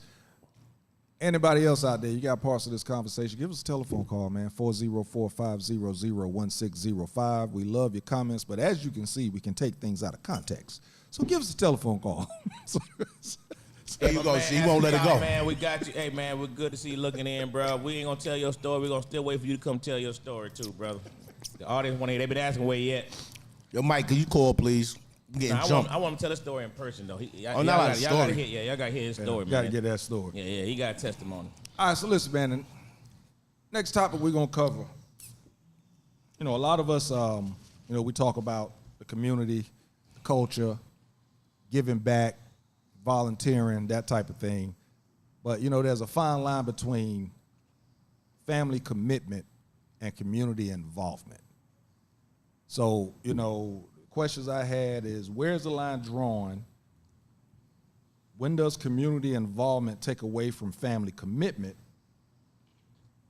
Family commitment is a duty, but do we look at community involvement as a duty also? That's what y'all think. I know, Mont, when, I can't think of her name right now, a young lady was up here, I was talking about doing stuff in the community and everything, but at the same time, making sure that your own home is right. In your eyes, when do you think that it is a time that you can actually, of course, the easy answer is, well, my family is okay, yada, yada, yada, But, it's a fine line between giving back to the community and being committed to your family, because if you're giving to the community, there's a possibility that you're taking away from the family unless the family is actually out there with you doing it at the same time. So what you think about that? I was actually about to say that. You take your family out there. Whatever you're doing in the community, you involve your family with it so that they can do the same. They get the same teaching that you giving off somewhere else, which they get it even more because they your family, which they at home with you also. You get to share different things. You get to show your family different things. You get to show your family another side of you, how you interact with people outside of them. And also in the community, it depends on what you're trying to accomplish. But you got to get your family in order first before you can take care of the community or help the community. So like I say, it just depends on what you trying to do with the community, because a big thing with the community, I've been looking at the little Young Thug case. So I was young when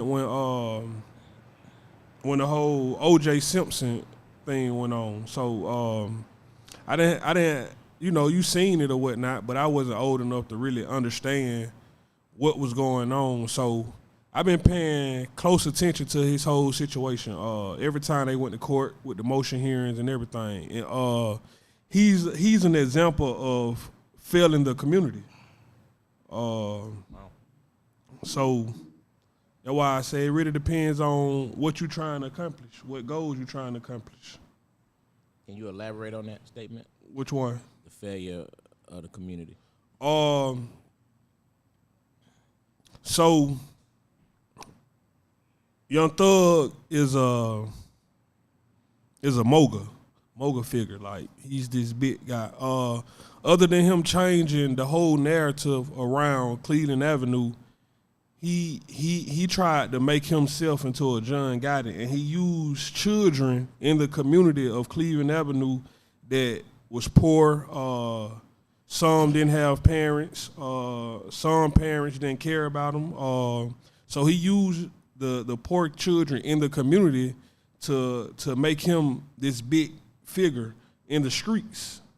And now it's catching up to him. Like I said, I've been looking at it real closely. Mostly all those guys got public defenders.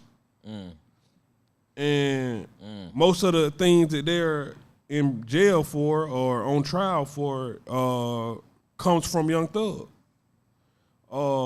If he wanted to be this big John Gotti guy, at what point do the street guys say, all right, I'm giving you $2,500 to go kill somebody, but out of that $2,500, I'm gonna take $500 because I gave him $25 to go do that, him $20. But out of these $500 I'm taking, we gonna send this $500 to this firm over here. So if anything happen, at least y'all have this type of lawyer. It might not be the lawyer that I have, but at least it'll be somebody that represents you, that know you, know what we got going on when we do it, this and that. But so now everybody's looking like, oh man, everybody's turning on Young Thug, this and that. Young Thug turned on the community.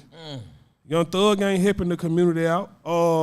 When they tried to get Young Thug a bun, Young Thug brought one child in there, and they brought another guy in there that's head of the record label. They didn't bring the community in there to say, hey, Young Thug done fixed up all these apartments. Young Thug done made it to where we got a YMCA on Cleveland Avenue now. It was all about his music.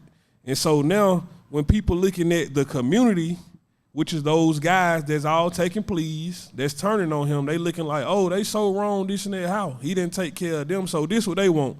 They want, I'm just use me. They want me to go say, hey, I don't know nothing that's going on.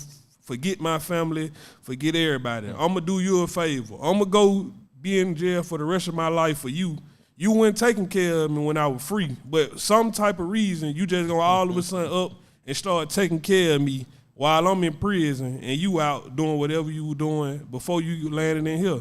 So, like I say, it leads me back to what it is that you want to do with the community. And with his community, he wanted to be the big macho gangster man, other than taking the community. All those guys that's locked up, he could have took them and did something. I don't know. I don't know what his money looked like. But see, that is another thing. Everybody think it's all about money, opportunity. Those shooters could have been his bodyguards. He could have sent them to seminars to learn about guns, get their license. Some of them could have been his Sprinter driver. You know, I'm gonna get you your license and driving. I'm gonna send you to CDL school. They already looked up to him, so anything he was willing to offer, they would have been down for it, but he didn't do that because he didn't take care of his community. Hey, that's some good stuff right there, bro. Hey, man. That's some good stuff right there. You gonna make me start looking at this trial, boy. Ooh. No, that's real. But see, you gotta look at it. That's but, real. but that was because I looked at it different. I didn't look at it as in I'm waiting on Young Thug next album to come out. Like, you gotta look at everything in it. Like, we talking about dead bodies. You know, so it's like, why everybody over there saying free Young Thug, you got these people over here saying R.I.P. to whoever it was that died. So then it's like, we reward bad because he can make good music, we just gonna overlook everything. These people ain't lying. You think these people just woke up and said we gonna lock him up?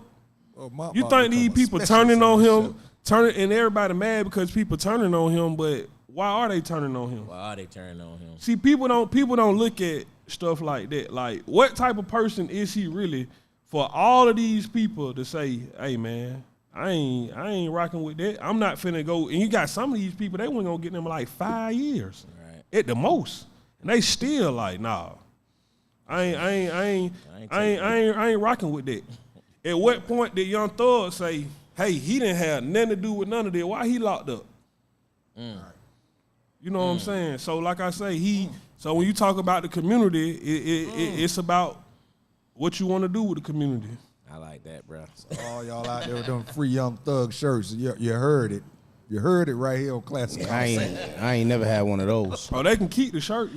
He out of here, man. They can hope and pray all they want, man. He done. I don't feel sorry for him because he chose that road. I'm 31 years old. Since I've been living, I've never seen one person run the entire world, not even the president.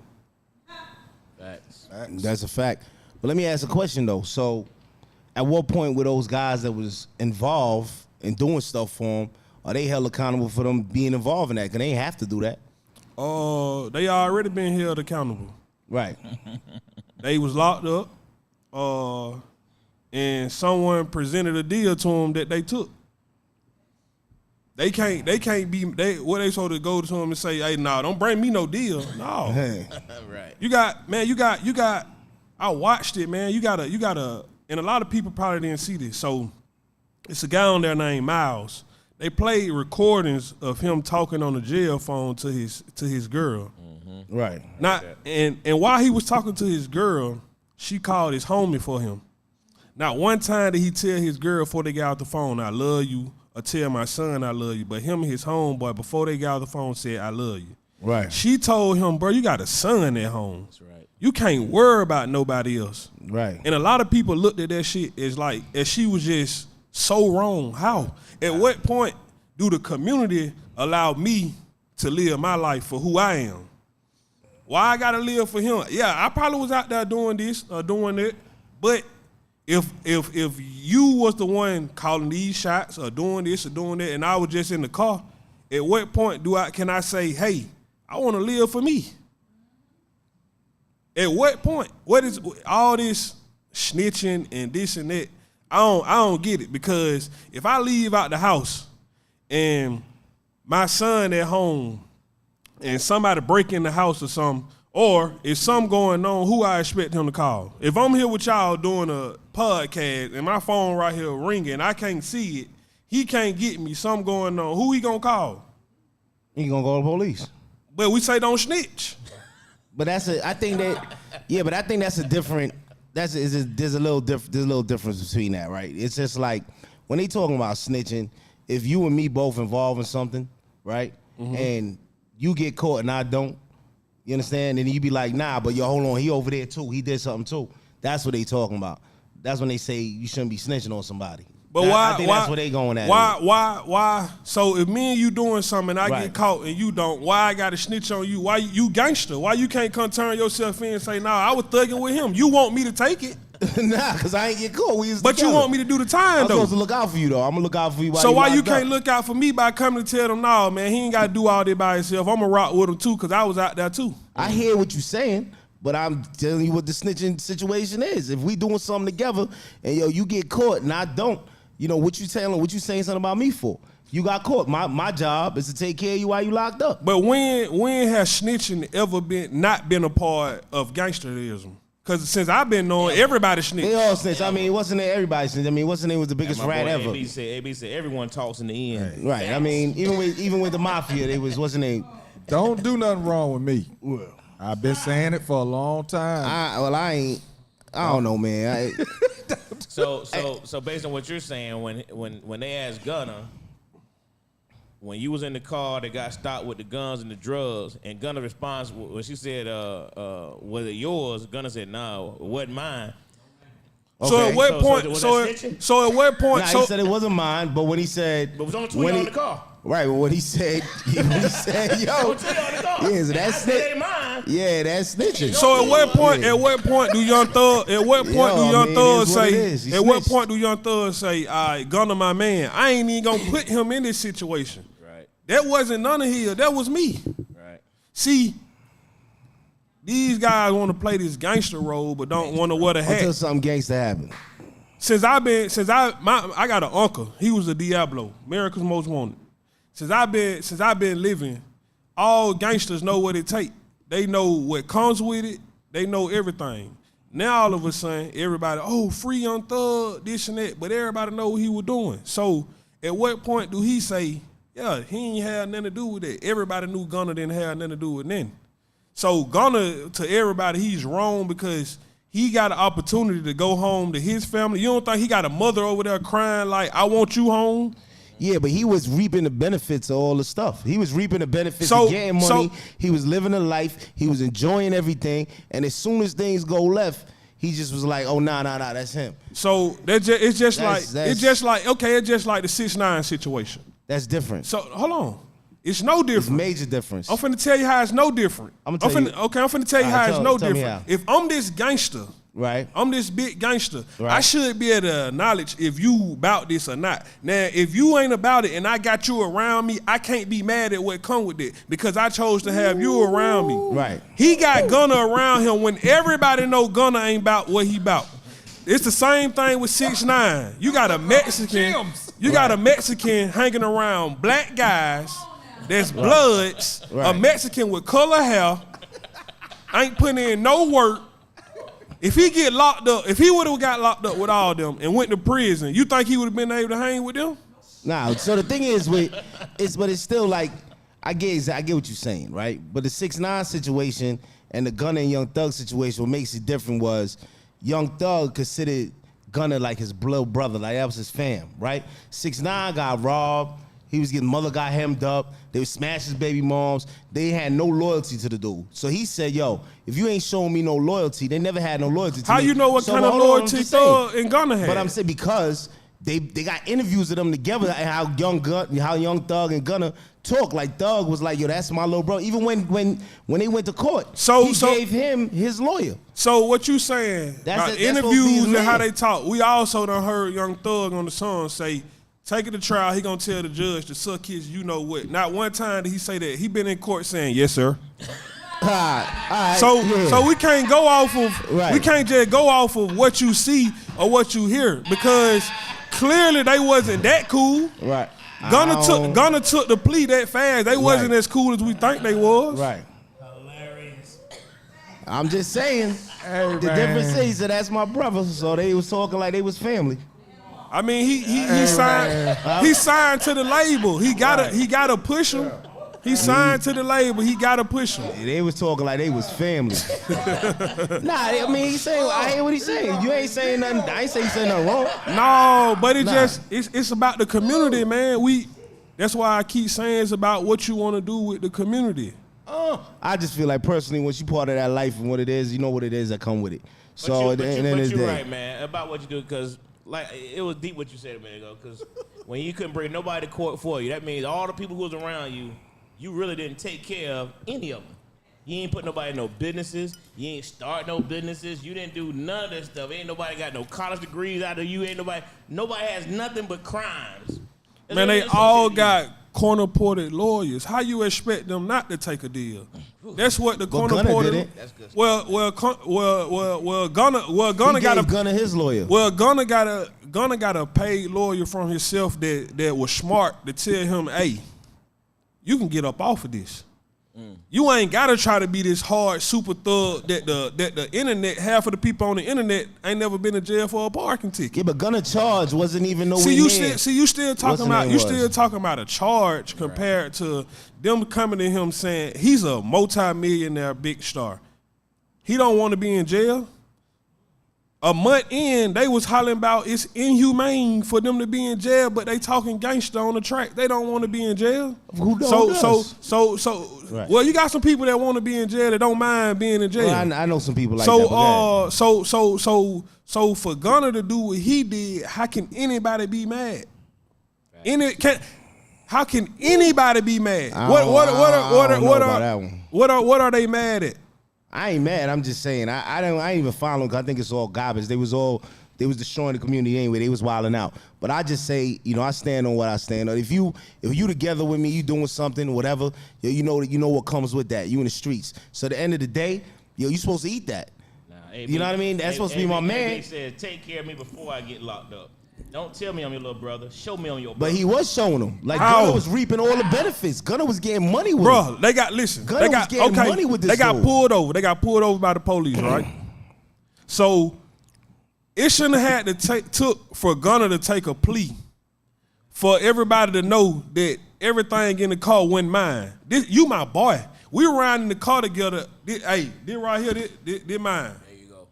I shouldn't have to wait till we get down there to talk about this, and now we squabbling about it because you weren't man enough to say, "Hey, this mine, this gun right here, this mine, this mine." Yeah, that's real. They ain't gonna find it under your seat. They ain't gonna find it in the trunk. Right. They gonna find it on me because it's mine. Right. And if they don't find it on me, when they do find it, and they got all of it, and they like, all right, so we done found this and that.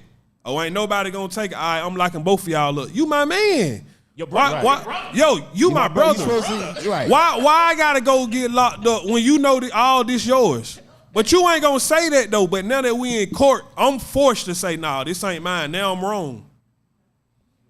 Well, I don't believe some of it wasn't his anyway, to be honest with you. They was moving. Hey, man. He said that, but they was moving. Hey, Those was moving. Where's the accountability? Hey, Accountability, man. what? They both. They all wilding. They was. Boy. Man, bro failed the community. Hey, I respect that. Yes. He didn't build up Cleveland Avenue. I agree 100% with that. Yeah, we'll get 100%. back. Hey, man, I didn't know. 100% with that. Y'all, I had no idea that this was gonna take that turn, but I'm so glad it did. Nah, it's good though. I'm telling you, that was it's the real. best right turn on red that I've ever took. Best right turn on red that I've ever taken. But I didn't know it was going there. But I just. Boy, you on fire tonight, boy. It's raining outside and you in here burning up. Boy, you dropping. I'm about to text your dad, tell him how proud I am of you, Oh, boy. what? Boy, I can't wait. I can't wait to see him in Florida. I'm like, boy, let me tell you something. Hey, Man, man. man, Hey, that was on point, man. So let me can I throw another caveat in there and before we get out of here, the family commitment and community involvement. Well, same thing with the young thug. The pastors and the communities that they serve, the churches, you know what I'm saying, the new births, the world changes, you know what I'm saying, these churches and their communities still look like, they aren't communities, but these are big mega churches and things of that such nature. And recently, Jamal Bryant made a comment about, New Birth in DeKalb County is church is like one of the largest land masses, and they own the actual land and the actual property.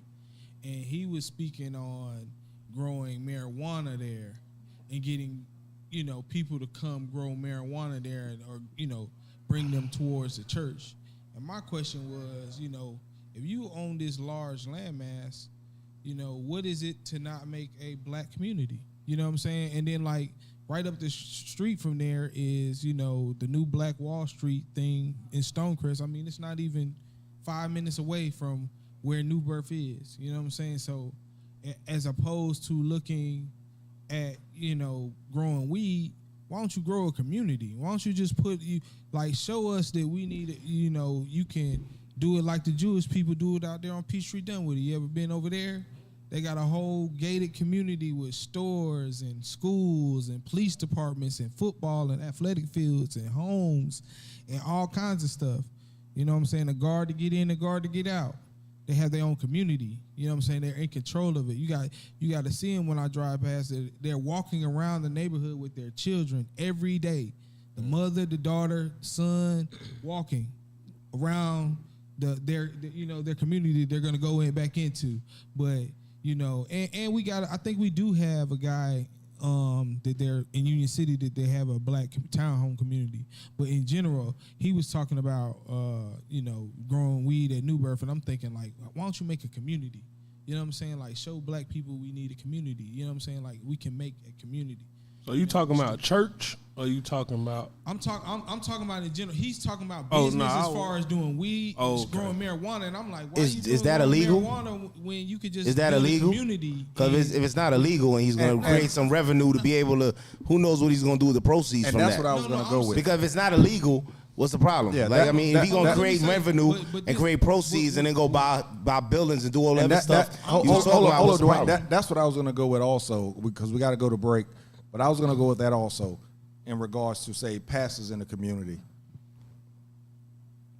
Are we expecting too much from certain people in the community to give, when they're already giving something? Definitely. Are we expecting for them to keep giving, and are we expecting too much from them, in regards to that? But we'll be right back. We're going to talk about that in a minute.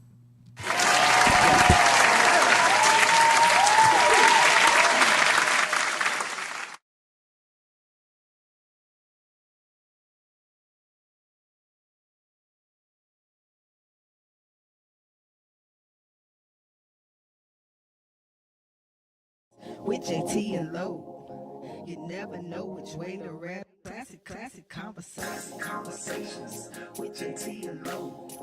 You never know which way to rhetoric is gonna go. Classic conversations with Jae Tea and Lo. Classic conversations with Jae Tea and Lo. You never know which way to rhetoric is gonna go. Classic conversations with Jae Tea and Lo. You never know which way to rhetoric. Classic conversations with Jae Tea and Lo. You never know which way the rhetoric is gonna go. Classic conversations with Jae Tea and Lo. You never know which way the rhetoric is gonna go. Classic conversations with Jae Tea and Lo. You never know which way the rhetoric is gonna go. Classic conversations with Jae Tea and Lo. You never know which way the rhetoric is going. Classic conversations with Jae Tea and Lo.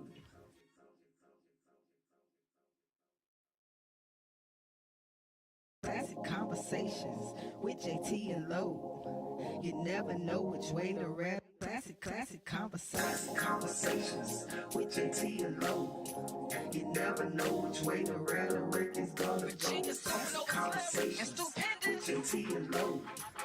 Classic conversations with Jae Tea and Lo. You never know which way the rhetoric is gonna go. Classic conversations with Jae Tea and Lo. You never know which way the rhetoric. Classic conversations with Jae Tea and Lo. You never know which way the rhetoric is gonna go. Classic conversations with Jae Tea and Lo. You never know which way the rhetoric is gonna go. Classic conversations with Jae Tea and Lo. You never know which way the rhetoric is gonna go. Classic conversations with Jae Tea and Lo. You never know which way the rhetoric is gonna go. Classic conversations with Jae Tea and Lo.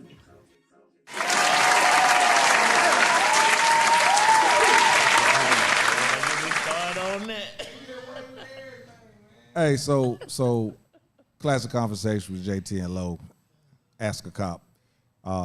We're back, and during the break we was talking about some different things, but before we went to break, we started talking about the church, and that is a subject that we are going to get into. We forgot about that actually, to get into the whole thing about inviting all the people to come grow weed and everything. We're gonna get into that enough. Matter of fact, that might be next week's topic.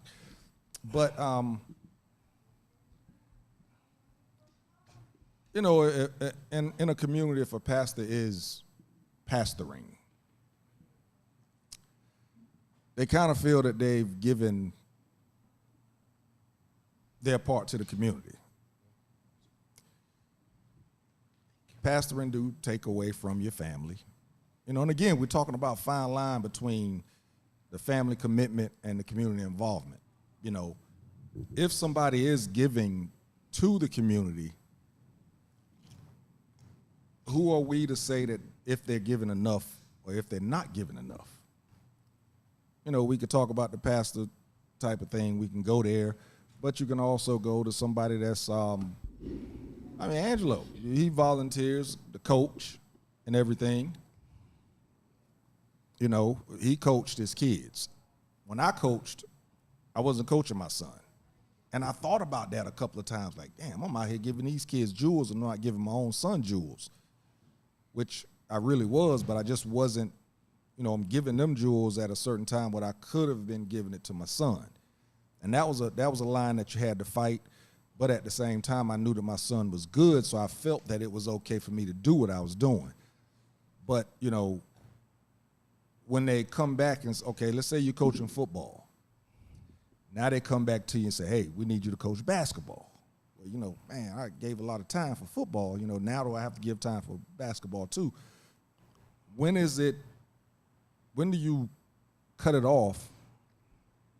That fine line of cutting it off to where you can make sure that your family commitment stays there. Anybody? For me, I'm family first. I believe in, when I coach, you're right, I coach, my kids for the most part. Now, with that, I coach a bunch of other folks' kids and took in a whole bunch of other folks' kids, Because when you coach, and when you're really serious about coaching, you understand there's a commitment level, and you understand that although you're coaching, really you have to be more for the other kids because you don't want to have that father-daddy ball syndrome, and so there's a real fine line there anyway. But it's such a commitment. Now, when and I guess to answer that question from my perspective, when all my kids were finished with rec ball, naturally the parks were trying to, when I say trying to sway me every left and right to continue coaching. It got to the point they even said, hey man, listen, you coach this team and we can get you we'll get you a job at the high school that your son is coaching. You know what I'm saying? I was like, hey man, listen, I'm gonna sit back now and enjoy the fruits of my labor, and I want to now participate in my kids' next levels. I'm gonna participate in their next level. Now I can go enjoy watching them. I can enjoy being a dad in the stands. I can enjoy, I didn't miss none of my kids anything throughout high school, because, that was my commitment to my family. I couldn't give that full commitment to everybody else and take away from mine. I couldn't imagine me coaching these kids and I'm missing my son's events. For me, it was a no deal. No go. It was a no deal. And now, as your kids, they're all in college. My 14-year-old don't play sports. So could I do it now without sacrificing my kids? Yes, I could. But I still enjoy, even with my 14-year-old, I enjoy being able to go, take him to school, picking him up, having our conversation. If I'm coaching, I'm still taking away from that. So, I think Mom said earlier, if family comes first, and that's how I am. Mine comes first. Whatever I can do on top of that, I'm willing to do if it's on top of that. But it's not gonna come before mine. I gotta make sure I got this time is done. When all the kids are gone, and maybe one day. But not right now. I was the same way when I used to coach. I was coaching my kids, and after they got to a certain point, when they started getting to a certain level, I just stopped. And I just started focusing on going with them. It was hard to leave some of the other kids. I still call and check up on other people and see how those kids are doing, but it's about my kids at the end of the day.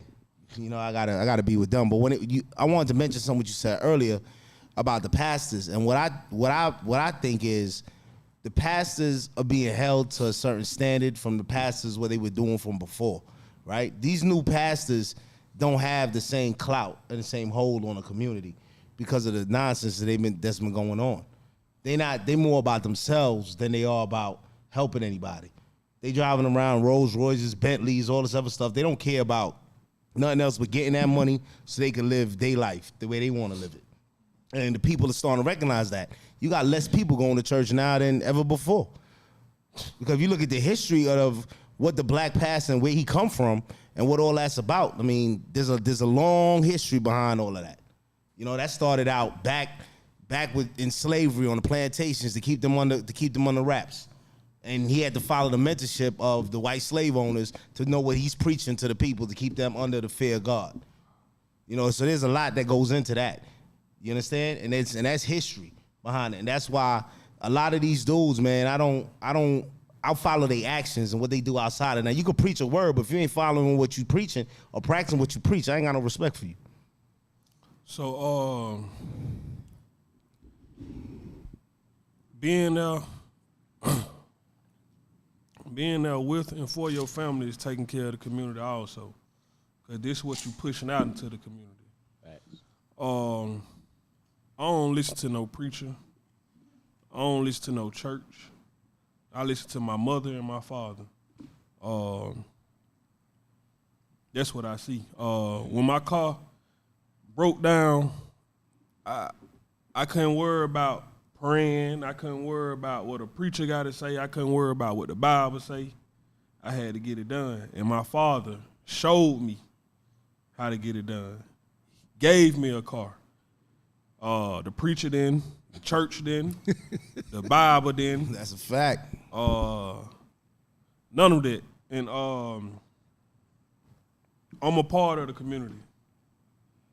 My parents endured something great in me to where I could go out in the community. And now I'm putting it in my kids to push them out in the community. The other thing is with the community is we only look for money. If a person ain't spending their money in the community, we feel like they ain't doing that for the community. But he just spoke on coaching. That's a part of the community. That's big in the community. Mm-hmm. And when you coaching, like you said, you ain't coach your kid or whatever, but you didn't need to. Your kid getting the up close and personal teaching. You showing them actions. Out there in the coaching, only thing you can really do is, you tell them. They see how you move around as a coach, but they don't see how you move around every day as Angelo. They don't see when you wake up in the morning how you conduct yourself. If you come in the room and give your kids a kiss before you leave out. If you wake up in the morning and fix you some breakfast before you go out to work. If you have your lunch prepared the day before you go to work. They can hear you tell them that. You can bring all your kids together at the football field and say, hey, this is what y'all should and shouldn't do, but your son at home getting the real because he see what you do. You know what I'm saying? So I think if you build your family right, then you're doing good for the community. Because the community only get messed up due to the people that's in the community that don't have what I might have or you might have at home with your family. Facts. Boy, Big facts. I mean, that's just how you're supposed to run. You a representation of it. yeah, and How like you I said, move. I fought it when I first started coaching. I fought it a couple of times because I it's like Angelo said. When I first started coaching, we coached at a school that had no parental support. So you found yourself giving kids rides, taking them back and forth to the games, all this type of stuff. And I fought it for a minute. But like you said, I recognized that, my son was good. I recognized that part. So that actually helped me to be able to give back to that. I'm not in that community anymore. You see the man. He don't see Coach Jae Tea. Yeah, He see a man. To do that. So, I'm hoping that, and I mean we're giving examples of coaching because that's what we've done. I mean, Right. I've done more than community, but I just moved into an area now where I'm hoping to get ingrained into the community a little more there. Just haven't yet. I just haven't had the time to really read the community, see what's needed, that type of deal, and see what I can give. Just don't be part of the HOA.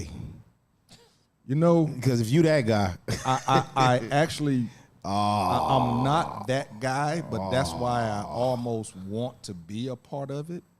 Is because I'm not that guy. I hate the HOA. Right now, me and my wife talked my neighbor.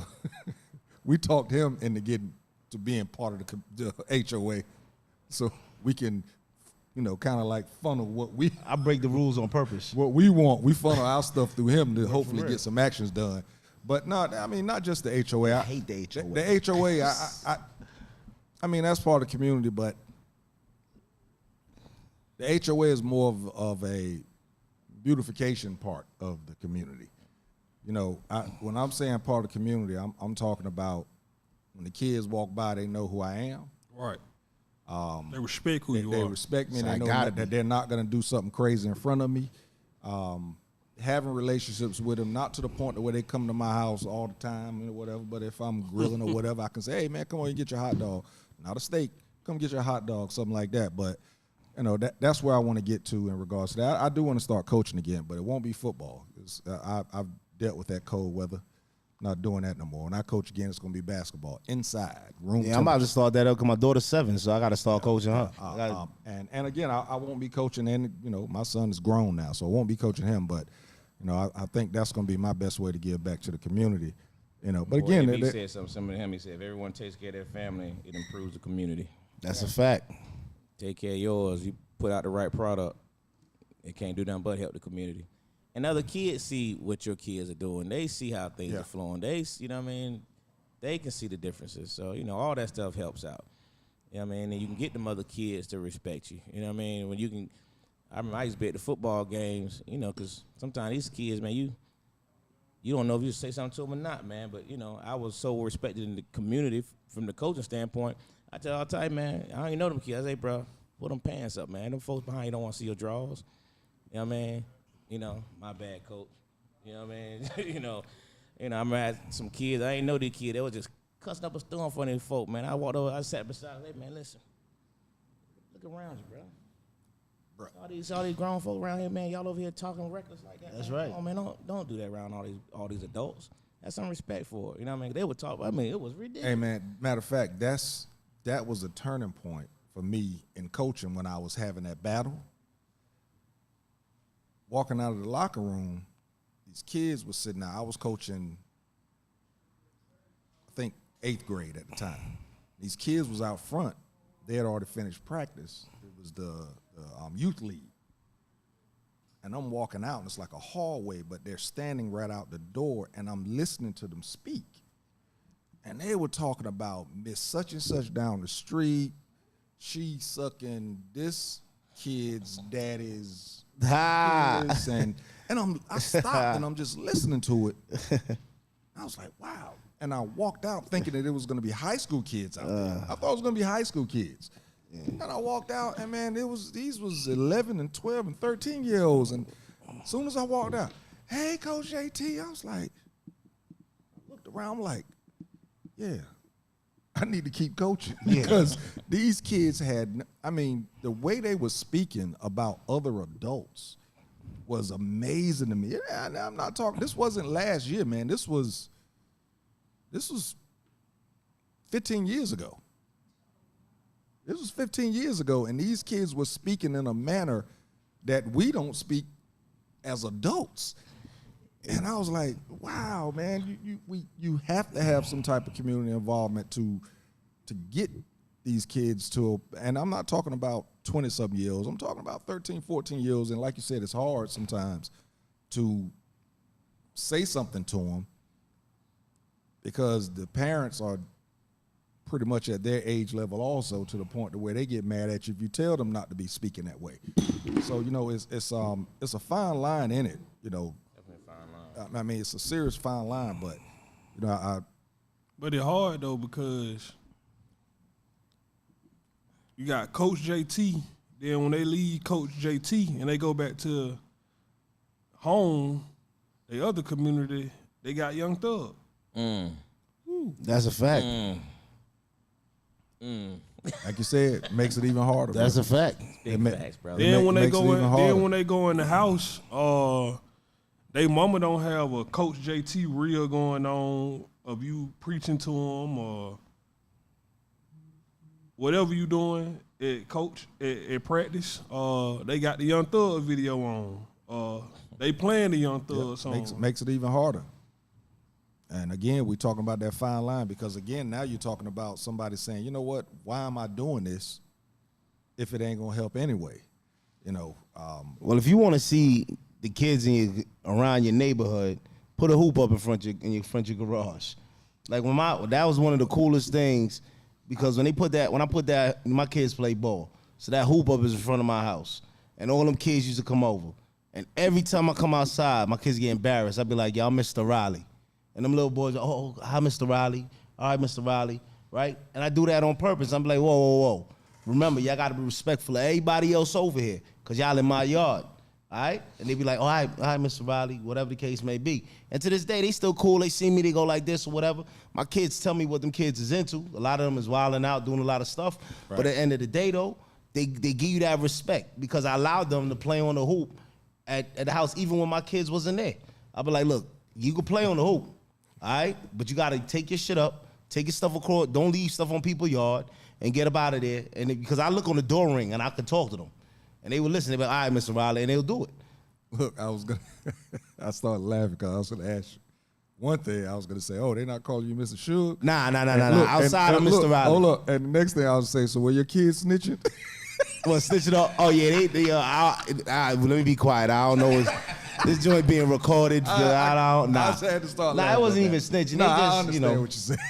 They give a good conversation. But that's a part of the whole thing, right? It's, you in your environment. So at the end of the day, again, it's adults acting like adults. Those kids that you had talking about Miss So-and-so and doing this, how they getting that information, right? So at the end of the day, as long as when they seen you, they gave you respect. Then listen, you doing your job. Yeah, like I said, it's a fine line, man. And I hope that most of us are able to fight through it in regards to the point of thinking that it's not helping because when I worked in corrections, I worked with youth, and I used to get mad because everybody wasn't listening to what I was saying. But then I had a correction officer tell me, hey, man, if you hit one, especially if they are already in this environment, if you hit one, you've done better than a lot of people. So, that's what I hope we take, going forward in regards to the community is, we can at least, reach one, and hopefully that one can reach a whole lot of other ones. We did a pretty good job with it. But to Dwayne's point, though, and I was sitting and pondering over it because I heard the interview with the preacher when he was saying about bringing the kids in to teach them how to grow weed and teach them how to, he was kind of telling them, I can teach them how to farm. I can teach them a trade as opposed to doing it illegally. I don't necessarily, and I was like, that's an interesting thought because if you could show them a business side of it, I was like, it's not a bad concept. You know what I mean? Now, not to the concept of trying to bring them to the church. So I think that's what he was saying was, now they can become a part of the church, but to feel the need to get them kids off the street and teach them something, I thought that was still a positive thing. Now, can you do more? Sure you can, as far as the community part goes, building a community, but that's, a lot of them, when they get to that mega church part of the thing, it becomes more of a business than it does the community, in my opinion. It becomes more of a business to them, It's kind of like the NFL coaches. They looking for the bottom line. They whatever happens in the middle, whatever, but what's my bottom line type thing. But even with the community, do you have a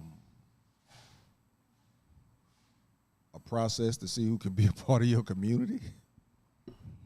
That's to build a community.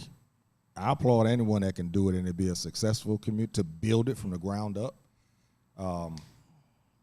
This is a community. A community only consists of three people. Yeah, I think the process would unfortunately, that process would be economical.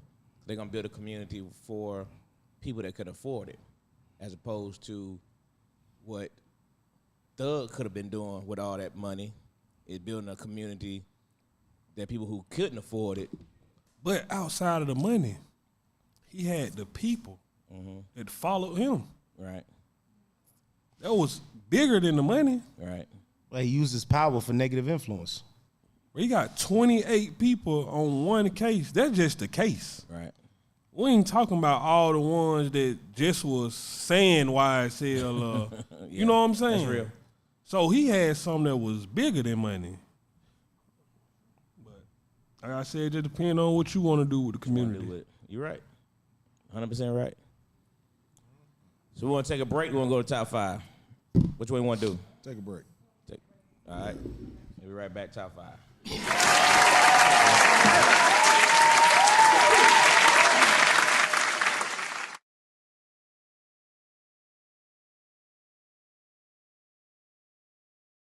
Conversations with Jae Tea and Lo. You never know which way to rap. Classic conversations with Jae Tea and Lo. You never know which way the rhetoric is gonna go. Classic conversations with Jae Tea and Lo. Classic conversations with Jae Tea and Lo. You never know which way the rhetoric is gonna go. Classic conversations with Jae Tea and Lo.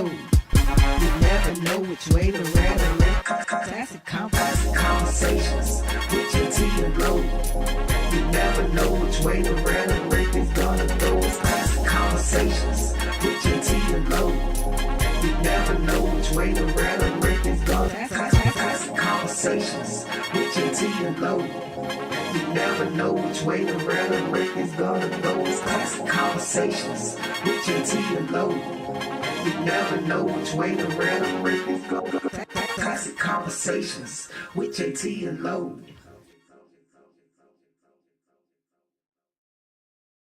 Classic conversations with Jae Tea and Lo. You never know which way to rap. Classic conversations with Jae Tea and Lo. You never know which way the rhetoric is gonna go. Classic conversations with Jae Tea and Lo. Classic conversations with Jae Tea and Lo. You never know which way the rhetoric is gonna go. Classic conversations with Jae Tea and Lo. You never know which way the rhetoric. Classic conversations with Jae Tea and Lo. You never know which way the rhetoric is gonna go. Classic conversations with Jae Tea and Lo. You never know which way the rhetoric is gonna go. Classic conversations with Jae Tea and Lo. You never know which way.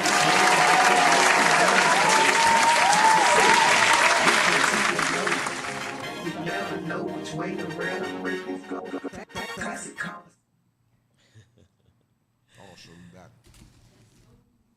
All right. We want to rock right to it. All right. Here we go. So, it was a debate going on the other day. They called right away. We'll go to caller first. Yeah, I was waiting for you to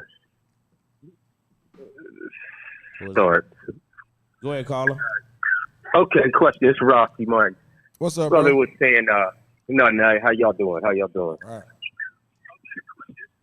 Talk to us. Okay, so I was listening to the comment about Young Thug fail in the community, and I do agree with that. But the community failed that young brother at a young age. That's the way I feel, anyway. And another way I look at it is, if I don't know if any of y'all seen the documentary of with Little Baby, where he spoke about Young Thug, trying to keep him out. Because Young Thug was doing a lot of stuff to stop a lot of the young kids from getting involved at a younger age. But later on, he was already involved. So the thugs that he took with him, they already know what it was.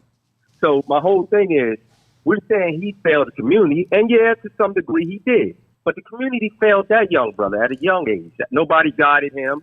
He struggled, and he got it out the mud. And unfortunately, it looks like it's leading to his demise.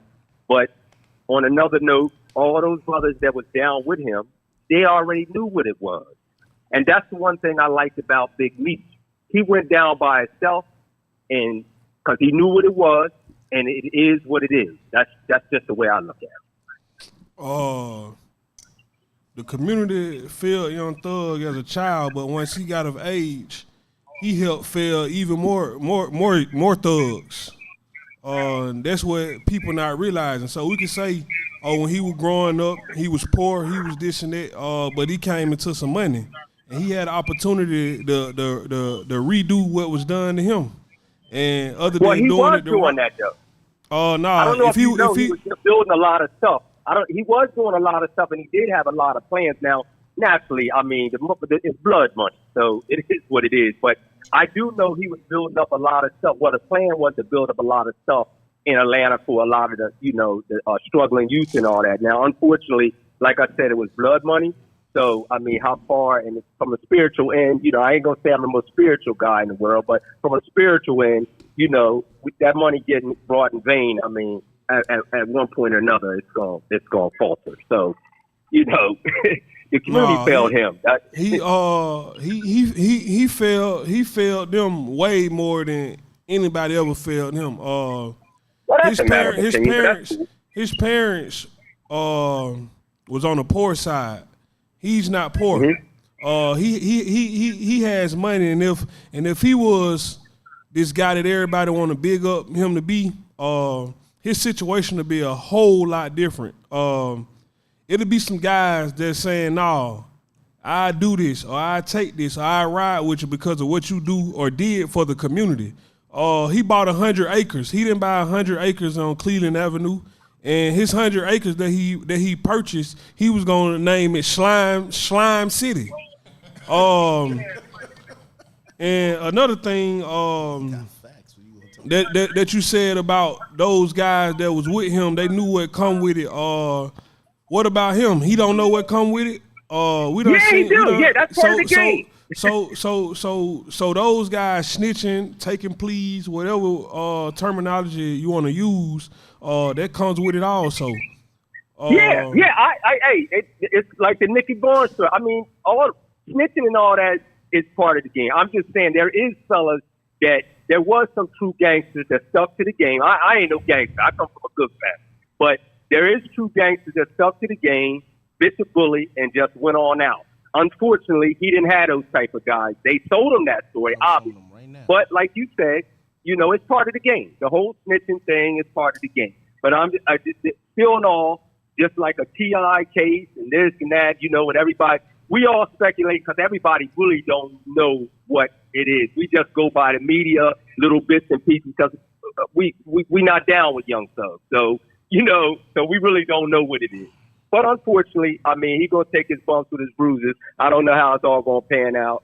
And unfortunately, he didn't get to do some of the things I think he would have did, whether it be bloody money or what.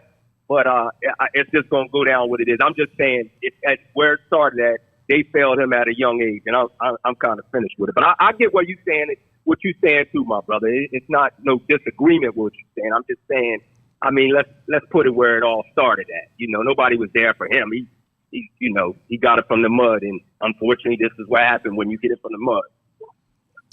Hey, Rossi, man, appreciate you giving a call in. I know you said you couldn't call in last week because you didn't want to make no noise because the wife was asleep. So I appreciate you calling in, bro.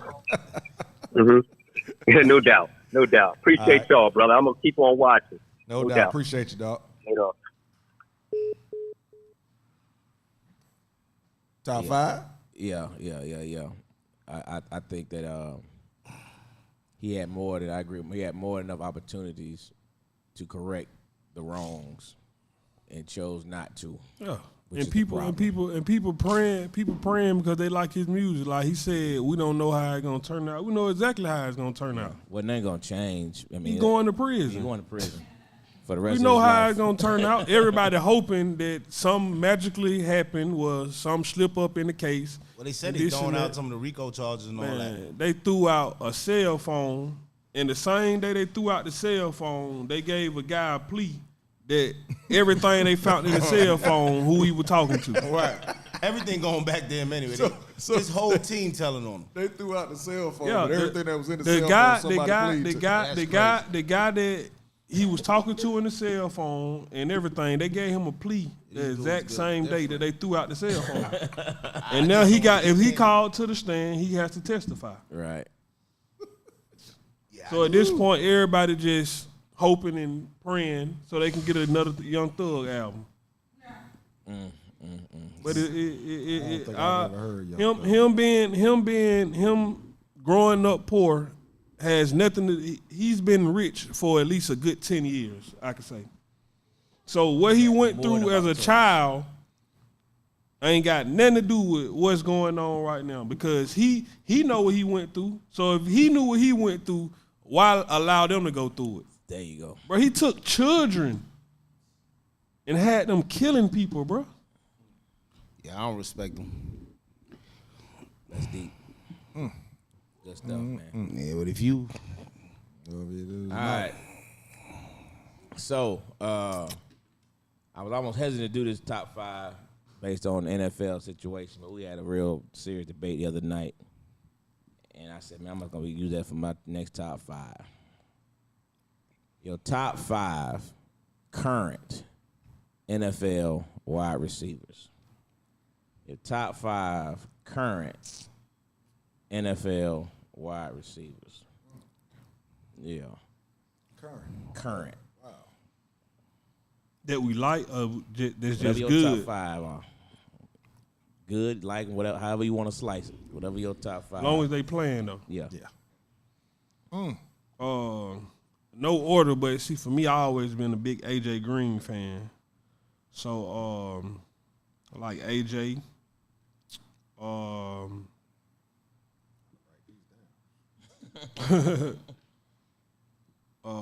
Julio. Cause we just talking active, right? Not they numbers. Okay, yeah. Okay, Julio.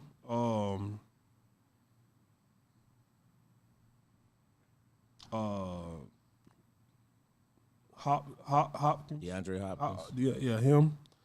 And you got to go with Jordan Jefferson because what he doing right now. Him, Jamar Chase. Jefferson and Chase. And, no, I like Pickens though. All right. Boy, he about to be a boy. But he was already that though. He about to tear. He about to tear that NFL up. They don't even know what's coming. Hey, still of the draft. I've They been saying don't- all year. Still of the draft. They have no idea what's coming with that kid. Still of the draft, man. Who?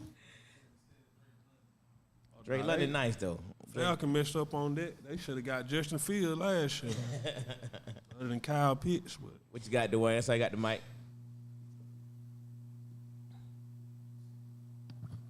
Okay, mine took a couple of mine, but I'm going to go in another direction. All right, Debo Samuels, Debo. Tyreek Hill,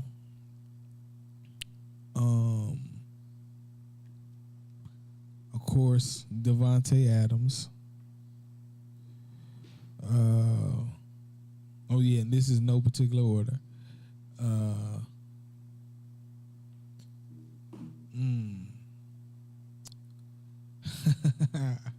Wide receiver. That was 3. That's 3. 4. Mike Evans. Because you said overall.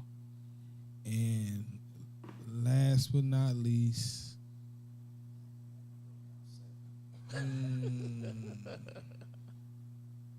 Okay, somebody I like. Jaden Waddle. Jalen Waddle. Yeah, I like Waddle. I like Waddle. All right. Sean, what you got? You already know number 1 is Stephen Diggs. Okay. You already got him. Tyreek Hill, that's my boy. You know, Devontae, whatever his name, Adams. And I like Mike Evans and Hopkins.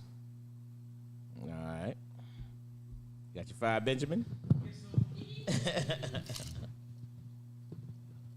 How y'all doing? No particular order. I'm gonna have to start with Mike Evans, Julio Jones. How you pronounce my last name? What's his last name? Big dude, DK what? Big DK Al. Metcalf.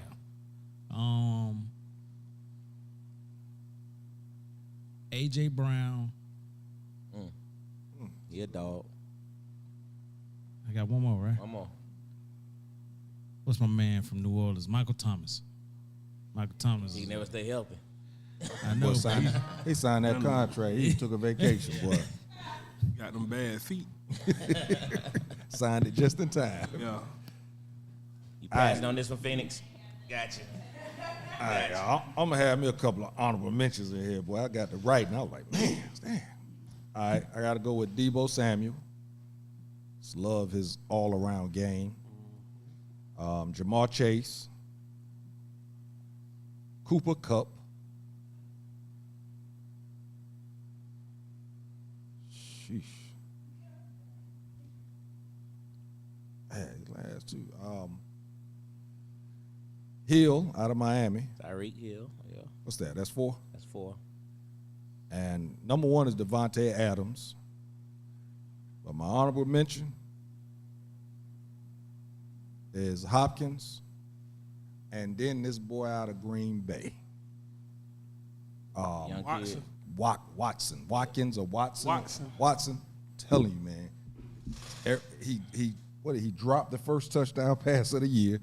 And boy, these last 6 games, other than he was hurt last week. Of course, he's my fantasy guy too, so He been balling. he's been ball. I think he's running 4-3. especially if Aaron Rodgers play another year, next year he gonna take the top off. That's mine. All right. So I got Tyreek Hill, Justin Jefferson,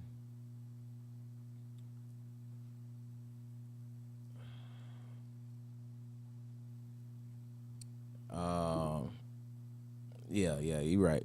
Stephon Diggs, he's a bad boy. Yeah.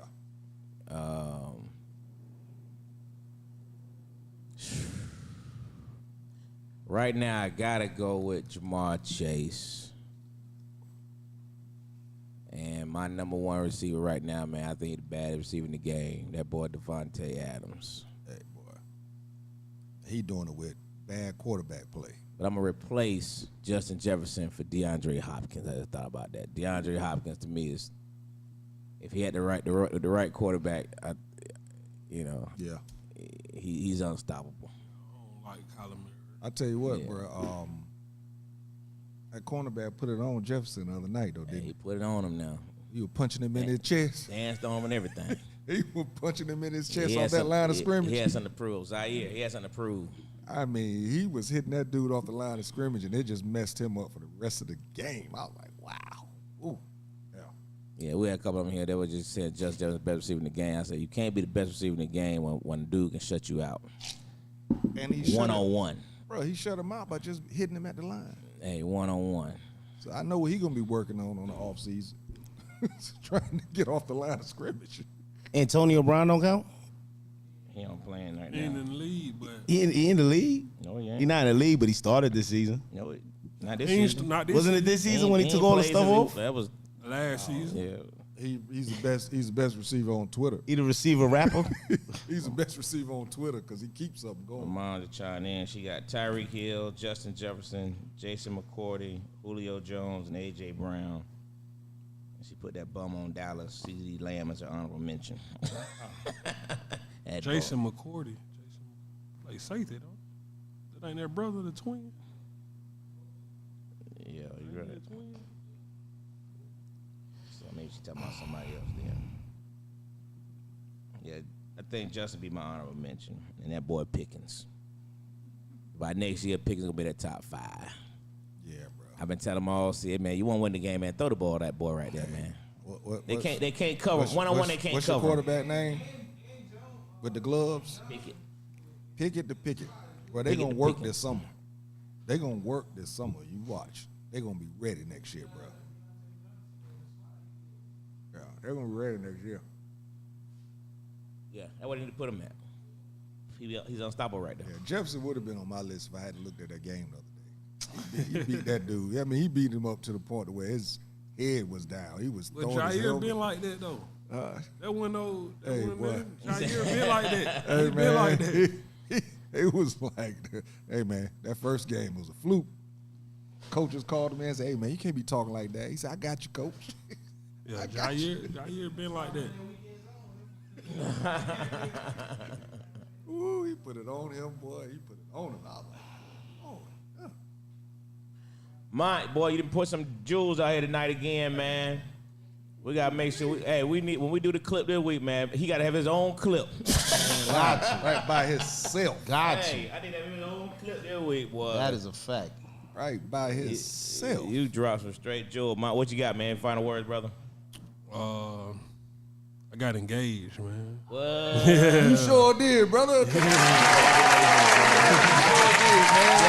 You sure did. Huh? You said a baby? They got engaged. You got engaged. Oh, man. congratulations. I'm Welcome. done with kids. I think you said a baby. I got 4 girls welcome. and a I boy. did it, like I did it the other way, but I'm there. Welcome Yeah, to the crew. man. My condolences. Welcome. Yeah, bro. Yeah, man. I saw that, dog. Yeah, I was like, wait, what? That's mine. Okay. You get real now. That stuff, bro. That's what's up, man. Congratulations, brother. Appreciate it. That's it. All right. You outside. Yo, we outside. You already know we're mad every Tuesday. It's picking up, you know. We at the Uptown Comedy Corner, $5 funny. You definitely make sure y'all pull up on that. You know, I got some other things in the works. I told y'all about some stuff I'm about to be doing with the correction facilities and just some cool things, man. Just rocking out and running with my kids. I got a text today, so I got to make sure I'm there for the whole game because she had a hell of a game in the weekend. So we're going to keep rocking, you know? That's what's up, man. I don't have a whole lot, man. You know, you talk about the voting, ain't good. Thank God, no more text for voting for a while. Boy, it's been a beautiful, beautiful couple weeks, but none of that BS no more. Wonderful thing. You know, just keep loving on your family, man. Is how I'm gonna end it tonight, man. Just keep loving on your family. Take care of yours, man. I love the words tonight about the community and the community starts at home. I definitely believe in that, breed that, man. So, you know, so many things been happening in this world, man. So many crazy things, so many deaths. You know, another football player died from a cardiac arrest, 38 years old. You know, we talk about people like that because that's on the TV and the news, but it's happening every day in our society, man. Folks that are really just passing away at young ages, man. And you know, the one thing you want to make sure we don't know our day or our time, but you want to leave this earth, man. You want to leave this earth knowing that you did the right thing for you and yours. It's a fact. And so folks really have something to say about you. You know, some folks will come to your side and your aid in issues, man. But it's all about how you live your life and how you treat other people. So, you know, I try to live by that, man, and, you know, doing the right thing. But take care of your family, take care of your home. You can't take care of nobody else. You can't take care of you and yours. Teasy, what you got, brother? Hey, man, young gentleman you talk about that passed away. You remember Jamal for Gang Green? Tall Jamal receiver? Yeah. He was teammates with dude. A word? Yeah, he actually mentioned it to us. We got a text string going with him, and he mentioned that last week that his teammate from Purdue had passed away. Don't know the causes yet. He actually drove from Atlanta to Indiana, and I think a day or 2 days after he got there, they found him unconscious in the house. Family man, so yeah, prayers to them and everything. Like I said, I can't talk about this contract that I signed today yet, but it has dollar signs behind it. It's leveling up. I'm going on up. The players Sunday, man, January 8th. Like I said, if you can be there, let me know, bro. I got you. Matter of fact, if you want to bring your fiance, let me know. I got that too. All right. Shell of a Man. 7 men, 7 stories, 7 issues, and the way that they affect their loved ones and the people around them. Unscripted stage play coming up this Sunday. Yours truly is in it. I actually play the alcoholic. There's some other things. Molestation is in there. Abuse is in there also. Very, very powerful scene. It's actually a little scary. Great place. So y'all, if you can get out there, come out there, please support that.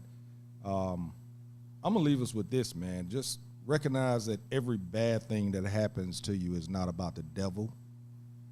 Sometimes a bad thing is God's way of showing you to get your ass back on track. It's up to you to choose the right direction. And with that, we out. What time's the play? Play starts at 5 p.m. Doors open up at 4 p.m. It is in Marietta. If you're looking to buy tickets, please go to Eventbrite and just put in Shell of a Man 2023. Those tickets will pop right up for you. All right? Y'all going? All right. Guided. Y'all confirm with me whether or not she going or not. All right, so I make sure. That means time's up, y'all. We out of here. So, yeah, man. Classic Conversations with Jae Tea and Lo. Ask a cop. And we out. You did?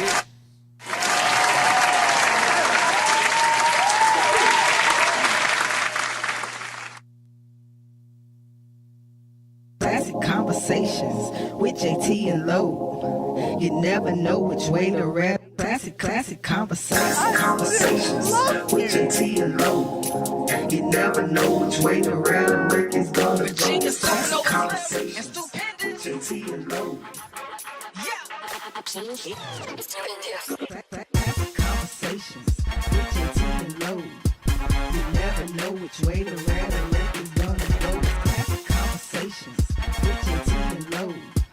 You never know which way the rhetoric. Classic Conversations with Jae Tea and Lo. You never know which way the rhetoric is gonna go. It's Classic Conversations with Jae Tea and Lo. You never know which way the rhetoric is gonna go. Classic Conversations with Jae Tea and Lo. You never know which way the rhetoric is gonna go. It's Classic Conversations with Jae Tea and Lo. You never know which way the rhetoric is gonna go. Classic Conversations with Jae Tea and Lo.